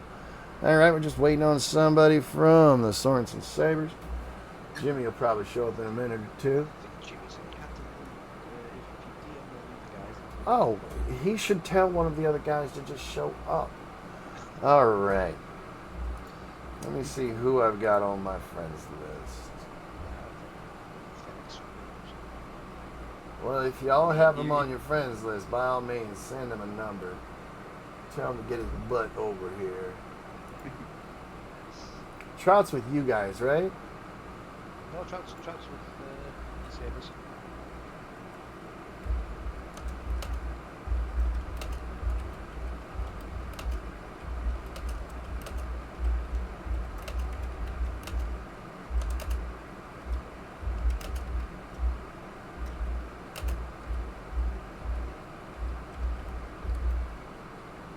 Alright, I just sent that to the players currently offline. Damn it. Alright, so the Trout's offline. Who else is part? Ferrex is still online. Therex? Alright. Therex should know this by now. How many matches do they cast? A few. A few. Yeah, I don't see anybody from the Sorensen Sabers. That's okay. We did this last week where the BPL didn't actually show up until like an hour in. It was fun. I mean, you could message me on Discord or something. I could try that. That would be nice. Yeah, I'll message Ferrex. Message Jimmy So, and be like, Jimmy, can you poke your team? I mean, that would also work. As I say, I think Jimmy had to. So he had to disappear quite urgently, so you might not get a message. The guy should. Well, I did announce it at the end of the thing. And we were all by ourselves, hoping for two more. Right? Trout is still online. According to Discord, but I tried to message him in MWO and he's not there.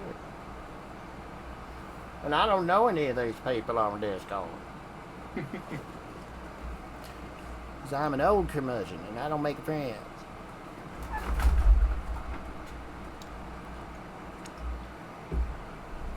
Ooh, while I have y'all here though, I need API data. Gimme. Match 1. That's a good point. I will poke some of the others. So, do grab those numbers. Oh, the 1v1 I got. Did they DM did the other two DM you?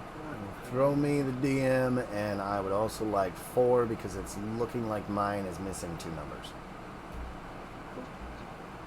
And I know this because there's letters there.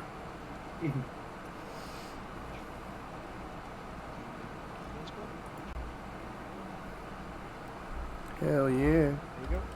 Oh, I've had a response from Trout. It says Trout or Chair Crew can do it. Yep. He's good one for that.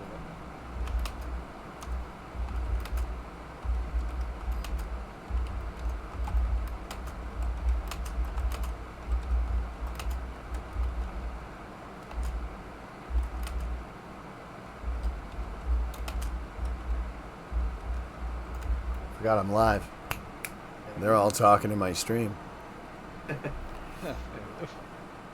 I'm like, we need some Sabers for the post game. Yo. 500 team damage. Dear God. Hey, dude. Hey, look at all the people that are here now. Hey. But it's better than last week. I think we waited about half an hour for BPL to see. It's actually 47 minutes, but who's counting? Oh my God. All right. So, hi there, everybody. How did you enjoy the free-for-all? That was good fun. I had the one build saved. I ended up with 3 large lasers and the house all on one fire group. I wondered what the hell was going on and why I went back when I tried to fire them.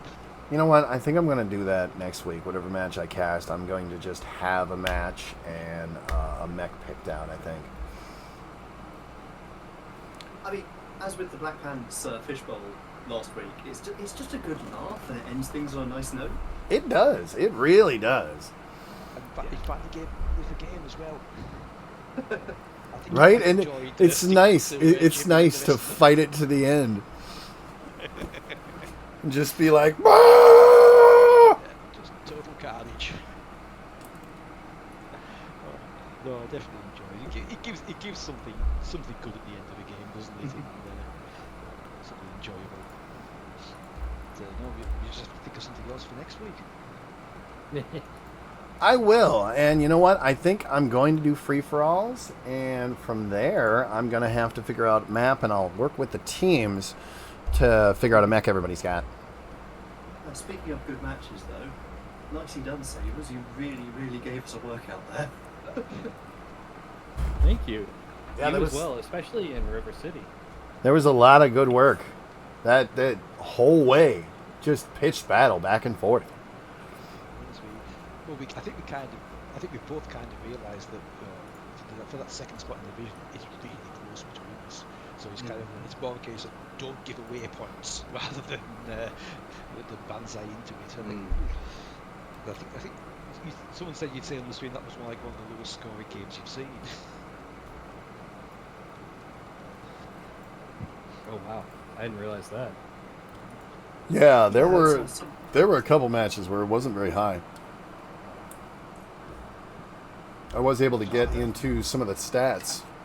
Yes, somebody on our team was doing a rough calculation of points won by the end. I think it's like we got 13, you guys got 26, which is 39 total points awarded, which is lower than any previous lowest win.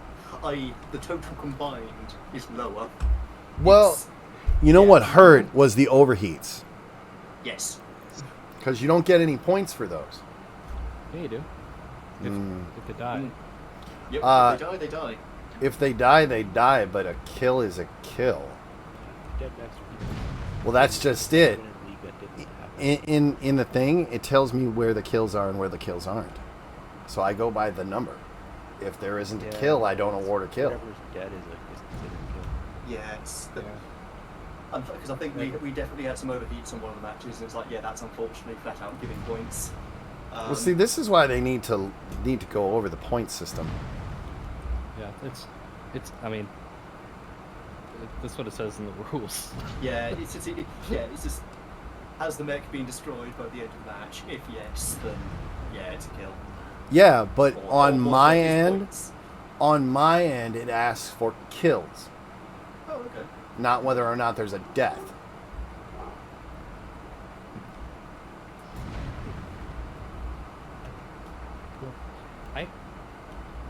I guess I had it to 49 to 19.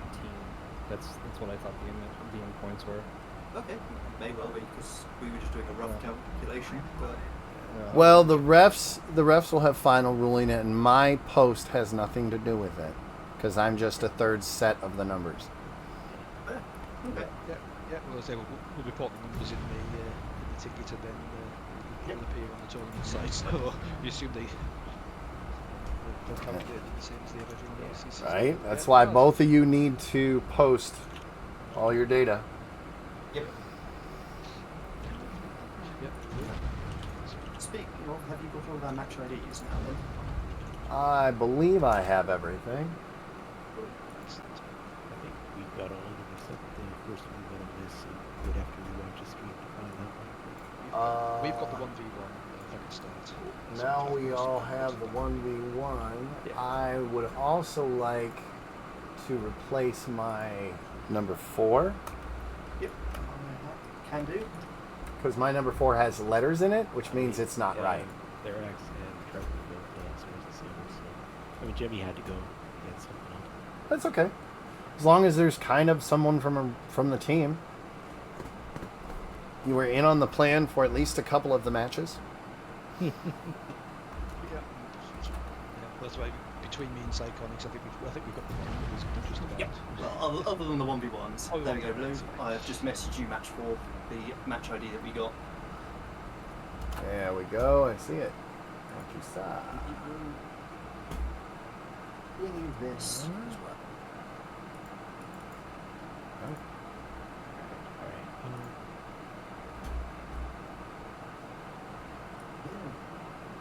I guess I don't know if there are any specific Yeah. questions we should go through.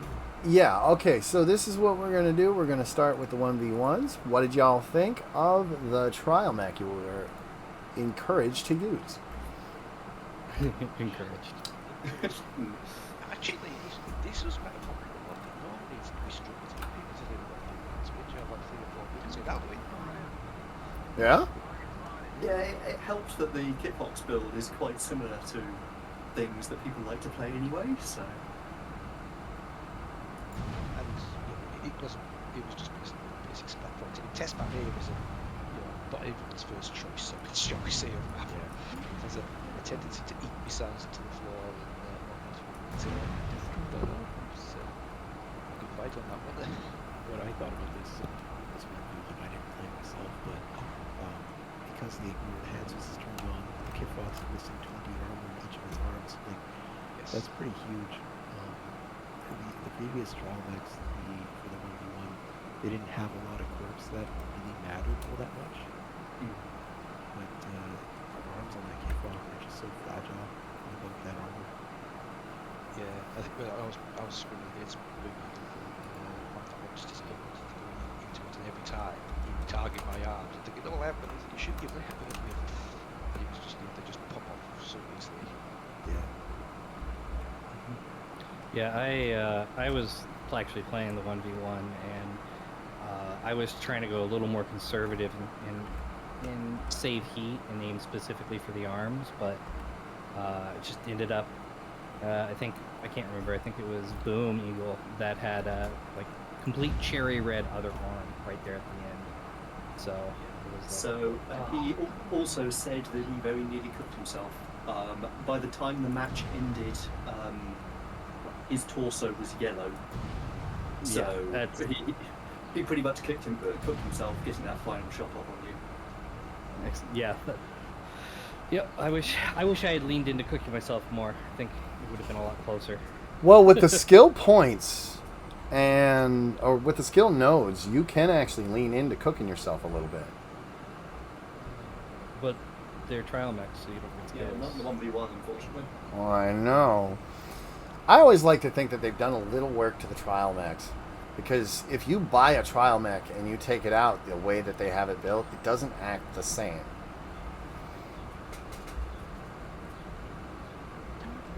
So far, there aren't skills on trial mechs. They're talking about adding one. Yeah, I think there's something. Is it August still talking about it? Some like unique quirks for redoing them all to a different class of mech. Yeah, they were also trying to do something along the lines of changing the XP bonuses, because we don't need XP bonuses anymore. Yeah, I think it's 50-50. Was it 15? It was- 15 XP, I think they were trying for like a 50-50 split or a 70-30. No, it was good. It was. Too much about these. I think the next two 2v2s, I was just about to go into my first console. I only saw a little bit of the of the second one, and that was it. Well, I know, but you had to have heard the Discord. I mean, Yes. there was some battling going on in those 2v2s. I believe the first one was, what was that? It was map A. Yeah, that was Boreal Reach. Boyle was the first 2v2, so that was Yeah, it was. Archer and Mortain on our side. the Cougar and the Beagle we had on our side. That was a close one, that. Yeah, no, I remember that one actually. I thought it was all over, then I think Mortain snuck a kill from the Cougar at the last second. Just before it went down.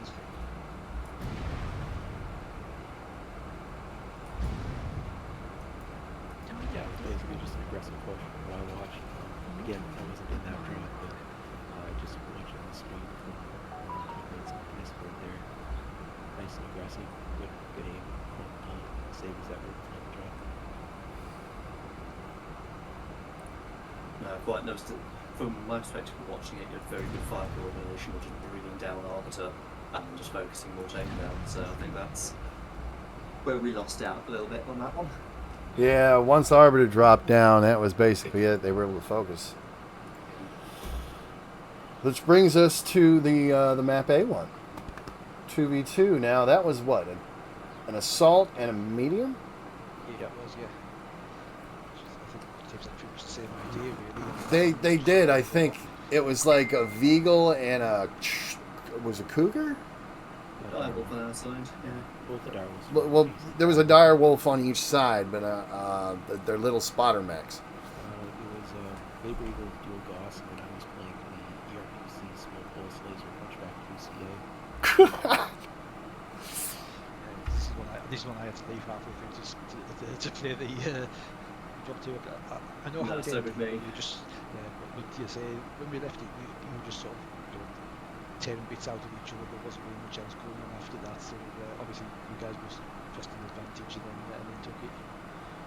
I mean, so the idea with the Hunchback 2CA is that the Pop-Tart ERPC meets the AC5 DACA stuff. So we're able to force the barrel of Vapor Eagle to kind of drop down to move somewhere else. So that worked out pretty well. Yeah, Pop-Tart's hard to counter with AC5s or the other kind of like AC2 type stuff that we thought they might do. Yeah, that's what just combinations, which is just something weird.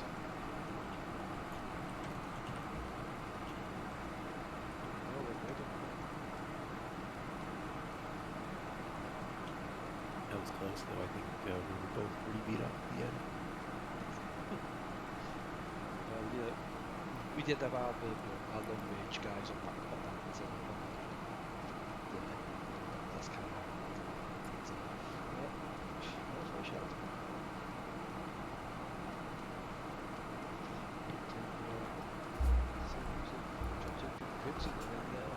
as we kind of noticed, hold on a bit, they got matching uniforms, what's going on here?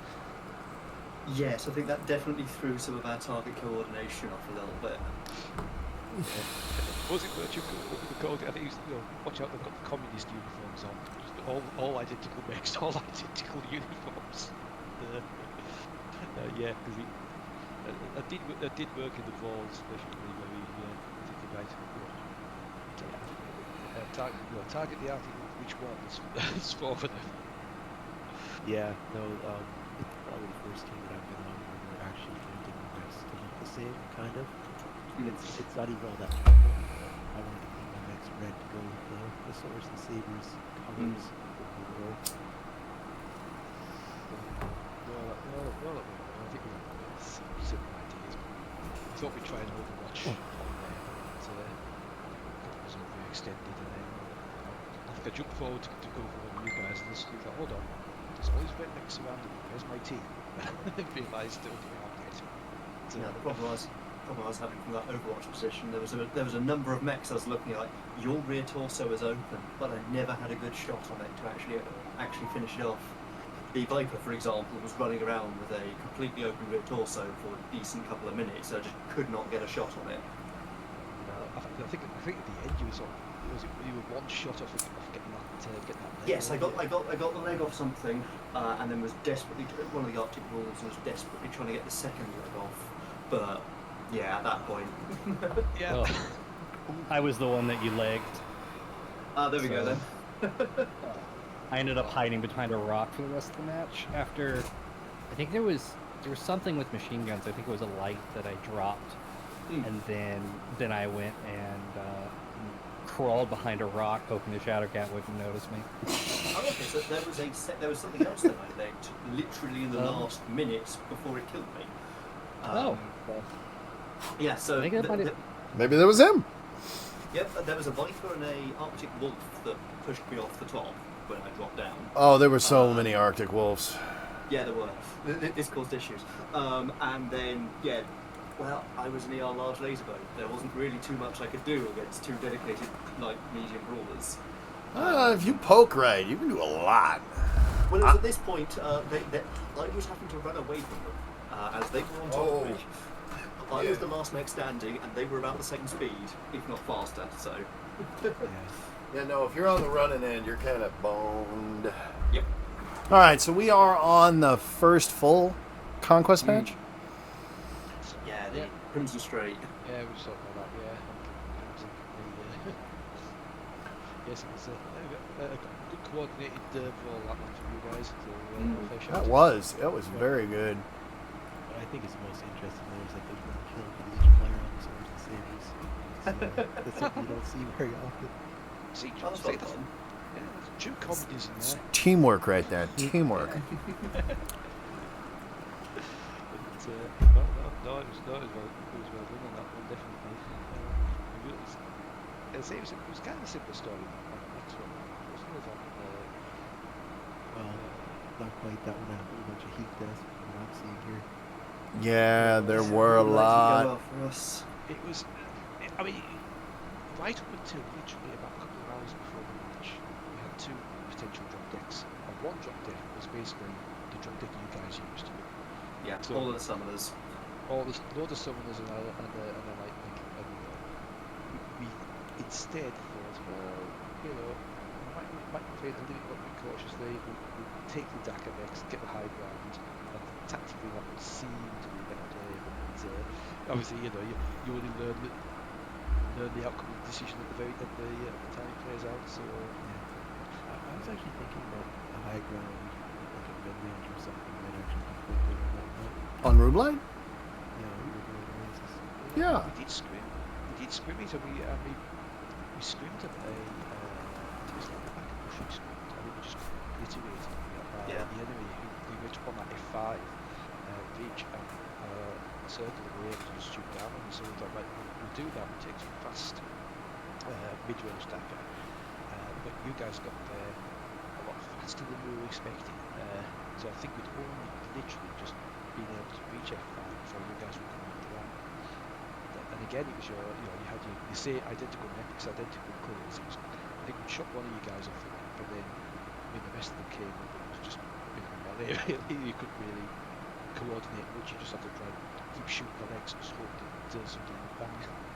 Yeah, G.I. Jimmy got out ahead on the push, took a bunch of damage and dropped down, but the rest of us managed to get in there thanks to Jimmy's armor.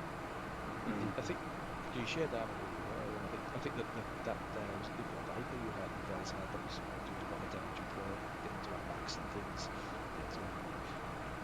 But yeah, that was, you know, I kind of wondered, you know, if we took the summoners, would it have gone differently? We don't know. So it might have been probably just the same, you know, carnage at the same place, and then the dust from the setting where it settled. So, but yeah, I think there was a lot of damage mixed up. So, Oh yeah. Was it here when Max really lagged at the end? yeah, it was just that final shot. We couldn't seem to make. We just could see all the red legs go. It's just one more shot, and then we die.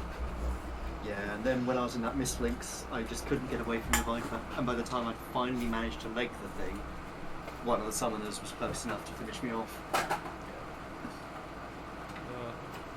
It's like Alex knows very well his last mix stand. Yeah, I saw that. I saw you reaching all the way with that Viper, and you were just he just kept hounding By you. the time I noticed one of the legs was nearly gone, and it's like, if I can get that leg off, I can stay alive. Managed to get the leg off, but that other summoner, I'm not sure who was in it. Just, yeah. He called for help. Well, the direction I chose to run, the summoner was able to move it. Wasn't fast enough to catch me, but could move at an angle that would effectively intercept. So, Yeah. yeah. I thought I'd be clever and double back, because the Viper moved around one side of a rock to try and cut me off, so I think, okay, I'll run that way instead, and no, it didn't quite pan out. Would it be a bit of a tall last week to take on the rest of them? Yeah. It'd be a good last stand.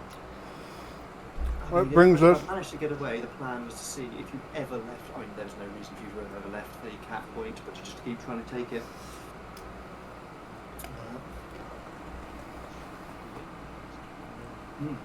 So I got to. Well, I wasn't on the Pacific Front. I got as far as watching the stream through where we were sort of trading against you guys.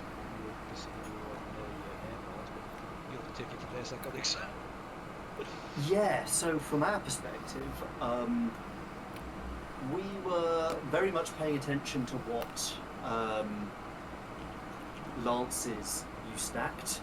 As we had already settled on it. Okay, we'll take that ridge up by the starport and use that as overwatch positions, as you noticed.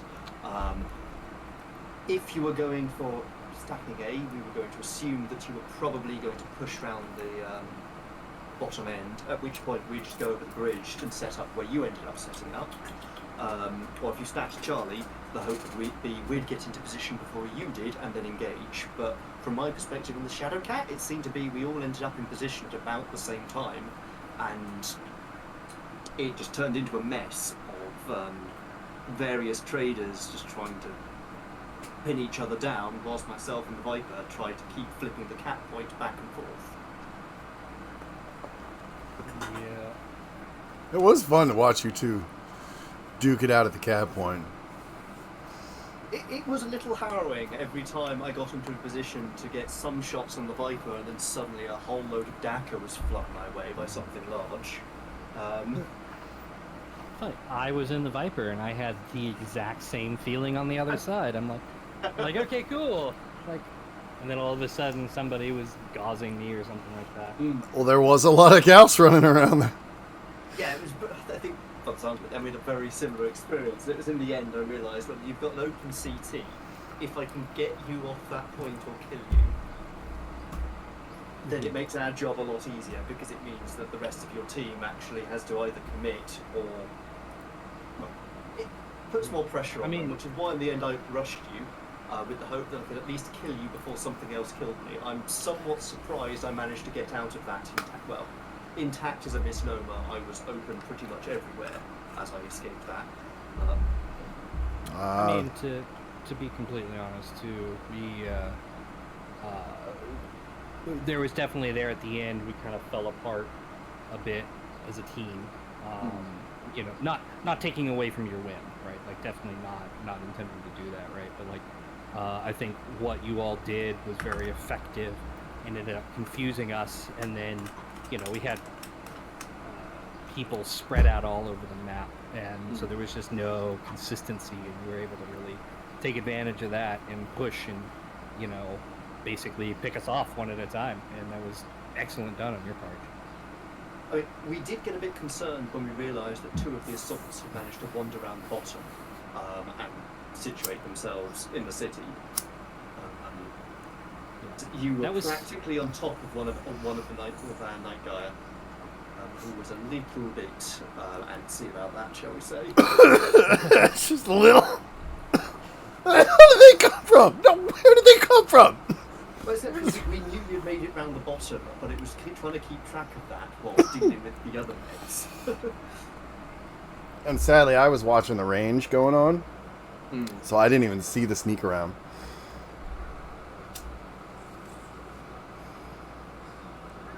No, that was the other point where I very nearly went down. Was getting intel on that sneak around. Even then, it wasn't really anything other than 2 assaults wandering around the bottom. Need to keep track of them. No, up until the end, from our perspective at least, that still very much felt like a game that could have gone in your direction. So, if you were saying that your cohesion fell apart a little bit, it didn't really feel like that on our end, at least until maybe right at the very end. So, got it. That's good to know. Thanks. Looking to Alpine. We hadn't seen you play a single dial for that much. So we thought, this is probably the map they're going to come to. So a bit surprising that there was the execution of that. But we had an idea, which was basically that you were probably going to be focused on trading the guys in Foxtrot 10. You've done reasonably well in previous games with some assault mechs jumping where they shouldn't be able to jump. So we thought, oh, how about we do a ridgeline push and jump up and try and surprise everybody to the line. Which, so it was supposed to be 3 of us doing it, but one guy couldn't make it, and so we ended up thinking, oh, we're going to do 2 instead. So we got up there, and basically I think what happened was one of our guys fired up too soon, and then you guys saw us and ran off before we could finish him off.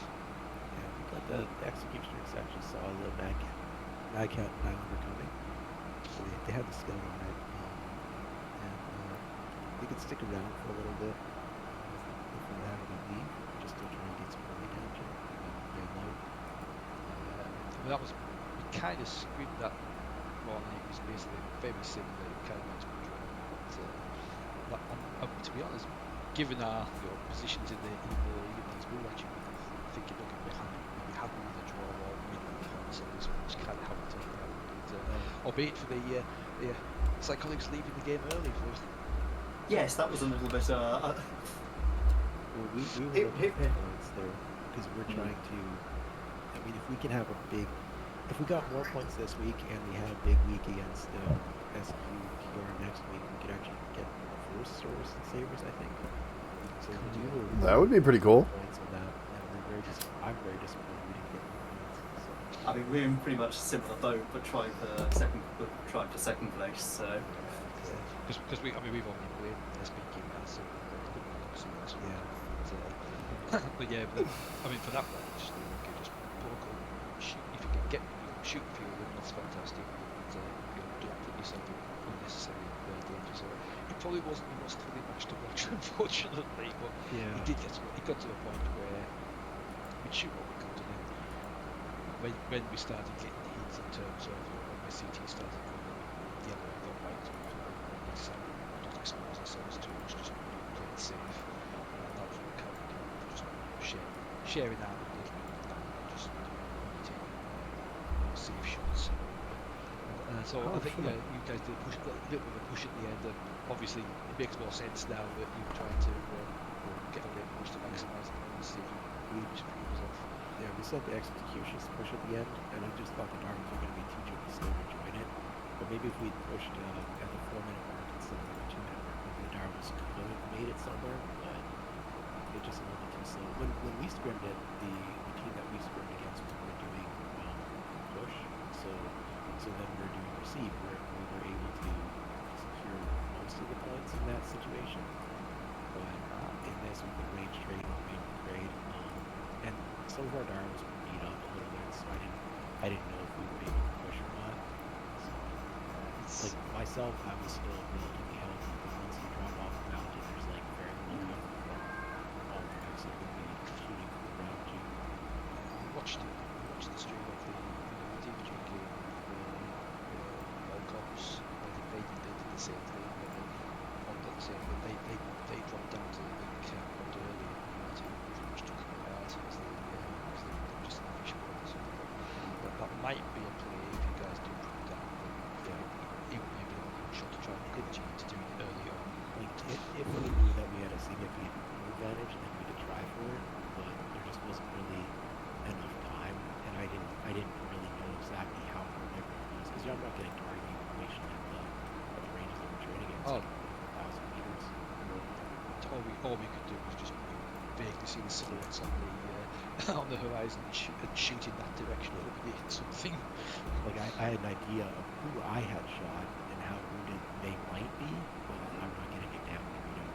So it's hard to know if I can push or not. Dark was just so slow. The Highland was faster. If people were going to try and engage us, I had some SOS.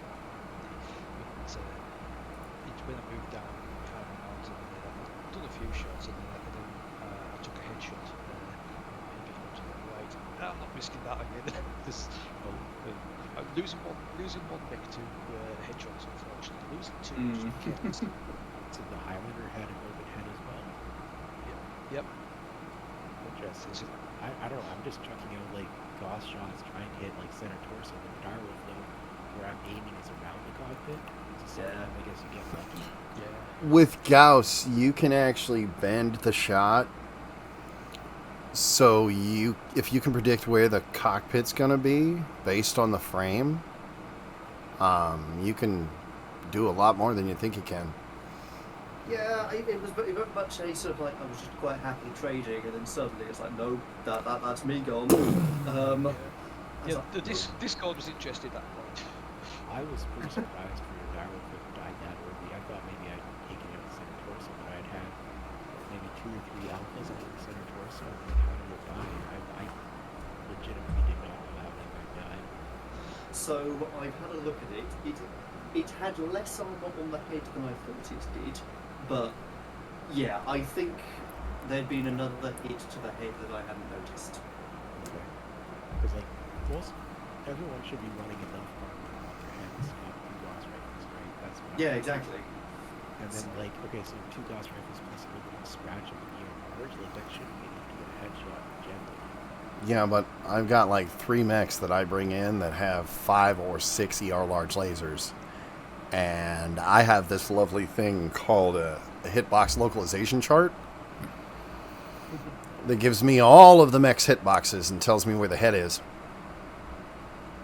They are quite useful, and then there's a few others floating around which are quite useful.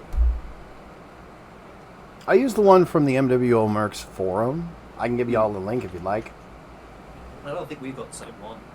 I've looked at it, but I haven't, like, studied it all that much. And at that range, it's just your floating Gauss rifle shots out there, leaving targets moving. They're not going to be where you shot them time. See, since I mean, normally I tend to play shorter range mix. So because I was noticing that a lot of my shots were just coming to the other side in front of me, so I just messing with my positions. So, normally it's a case of get them in close range and shoot some back and forth side. So it was a bit of a difficult to do sides, but no, it's did the job for what we needed to do. It's just unfortunate that we lost a mech. The one strategic thing that we did on LVPs that I want to point out is that because it's Conquest, if neither team has any cap points, like if it's 0 cap points and 0 cap points, and there's 2 mechs dead, like one from each team, it would be a tie. And so we wanted to make sure that we get the 5 points back from the top one.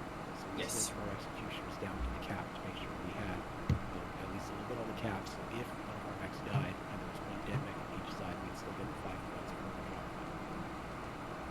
So that's the main reason why we dropped the executioners down, to go get the cap quick and try to back push. So there was a discussion at our end that was very similar. Do we try and push it? But I think, from what I recall, was all of our stuff was just a little bit too open and a bit too slow. Because the faster You were open CT.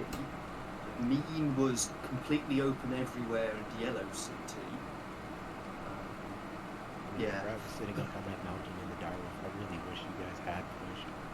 Yeah, I mean, that's pretty much why we didn't. It was like, That's why we didn't, one Gauss round in the centre torso on at least 2 of our mechs, and they would have just gone straight down. So I'm disappointed with that drop because we didn't get points. That's all. I really wish. And I don't know exactly what we could have done differently in order to get those points based on the situation that we're in. See, I mean, I've seen this kind of thing play out before in other games. It's been very simple. It's kind of it goes to the match limit, and it's kind of just I'm not going to push it around. If you want to steal it, it's quite easy to do. If we had 15-minute timer on that drop instead of 12, that's what I'm thinking maybe. I mean, effectively, we had 10 because of the disconnect.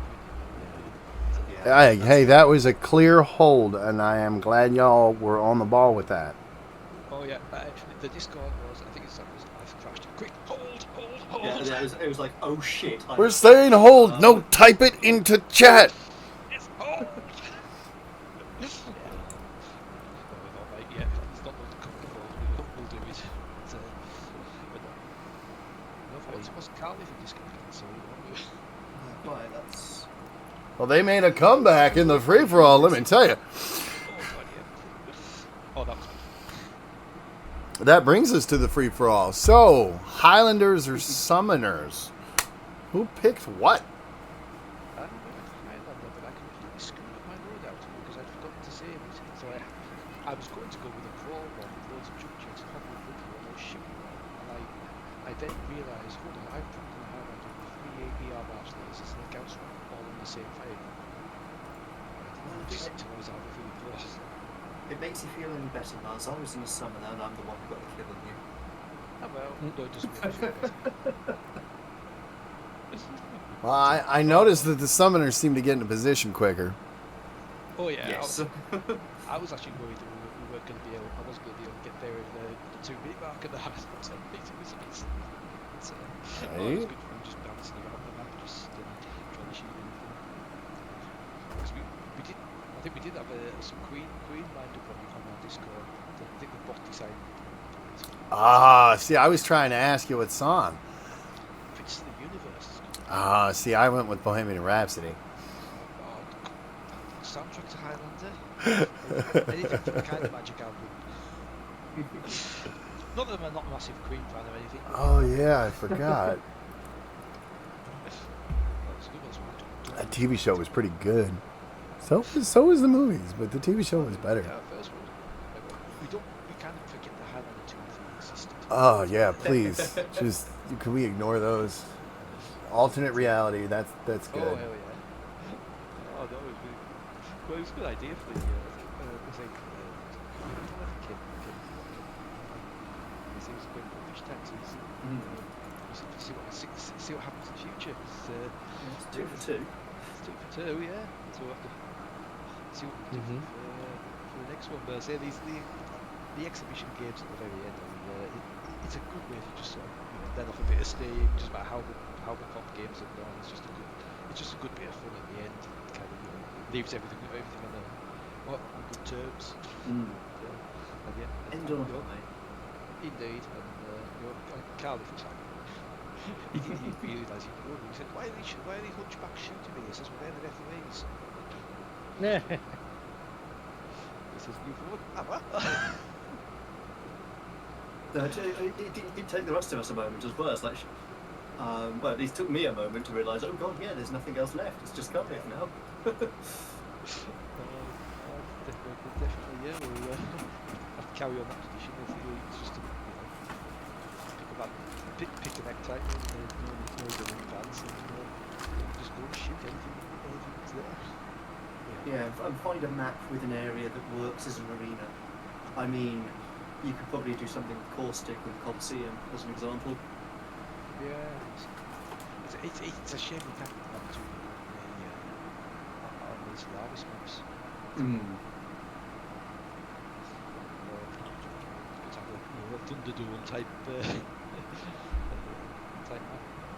But no, I would say the fish tag last week was good. It was a carnage. But yeah, we'll see if there's any other maps where we can do something in the closed area. But yeah, everyone will go to it.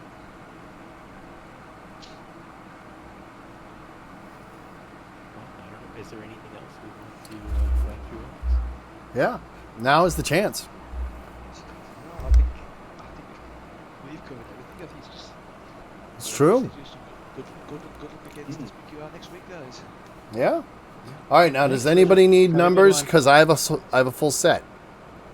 Do you have the 1v1? Yeah, we both have 1v1s. Muzzy sent it to me. I'll send you Muzzy's copy. I am Okay, going to cool. need an actual name because I'm in streamer mode right now and I can't read anybody's names. Got it. Well, actually, no. I just tagged Muggsy on the ticket, so Oh, I okay. put all the numbers in the match except for the 1v1. So if you could add it to Muzz, I think that'd be Yeah, appreciated. Muzzy's the one that threw me the 1v. I'll paste that now. Awesome. All right. Cool. Well, y'all have Thank a you, great everybody. day. Thank you for playing the matches because I couldn't cast you if you didn't show up. It was a pleasure to... Yeah, cheers for the cast, Blue. Yeah. It was a pleasure to play you, Sabers. Yeah, ditto. Yeah, good. Till next time. Until next time. Yeah, Indeed. good luck to us. Good luck next week in the Raj.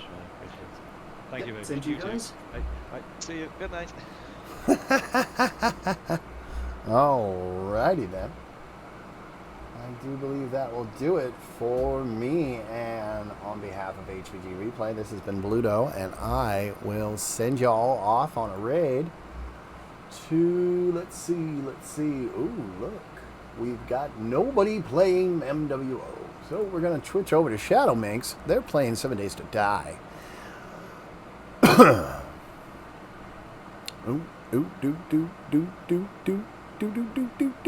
Oh, 7 viewers, you guys are fantastic. Thanks for following along with the raid. Shadow Minx does play MWO during the week.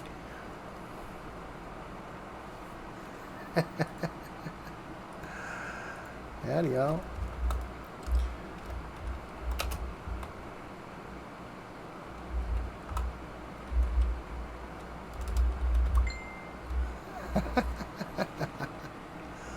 And I will see you all next time. Oh, wait. Yeah, hit that.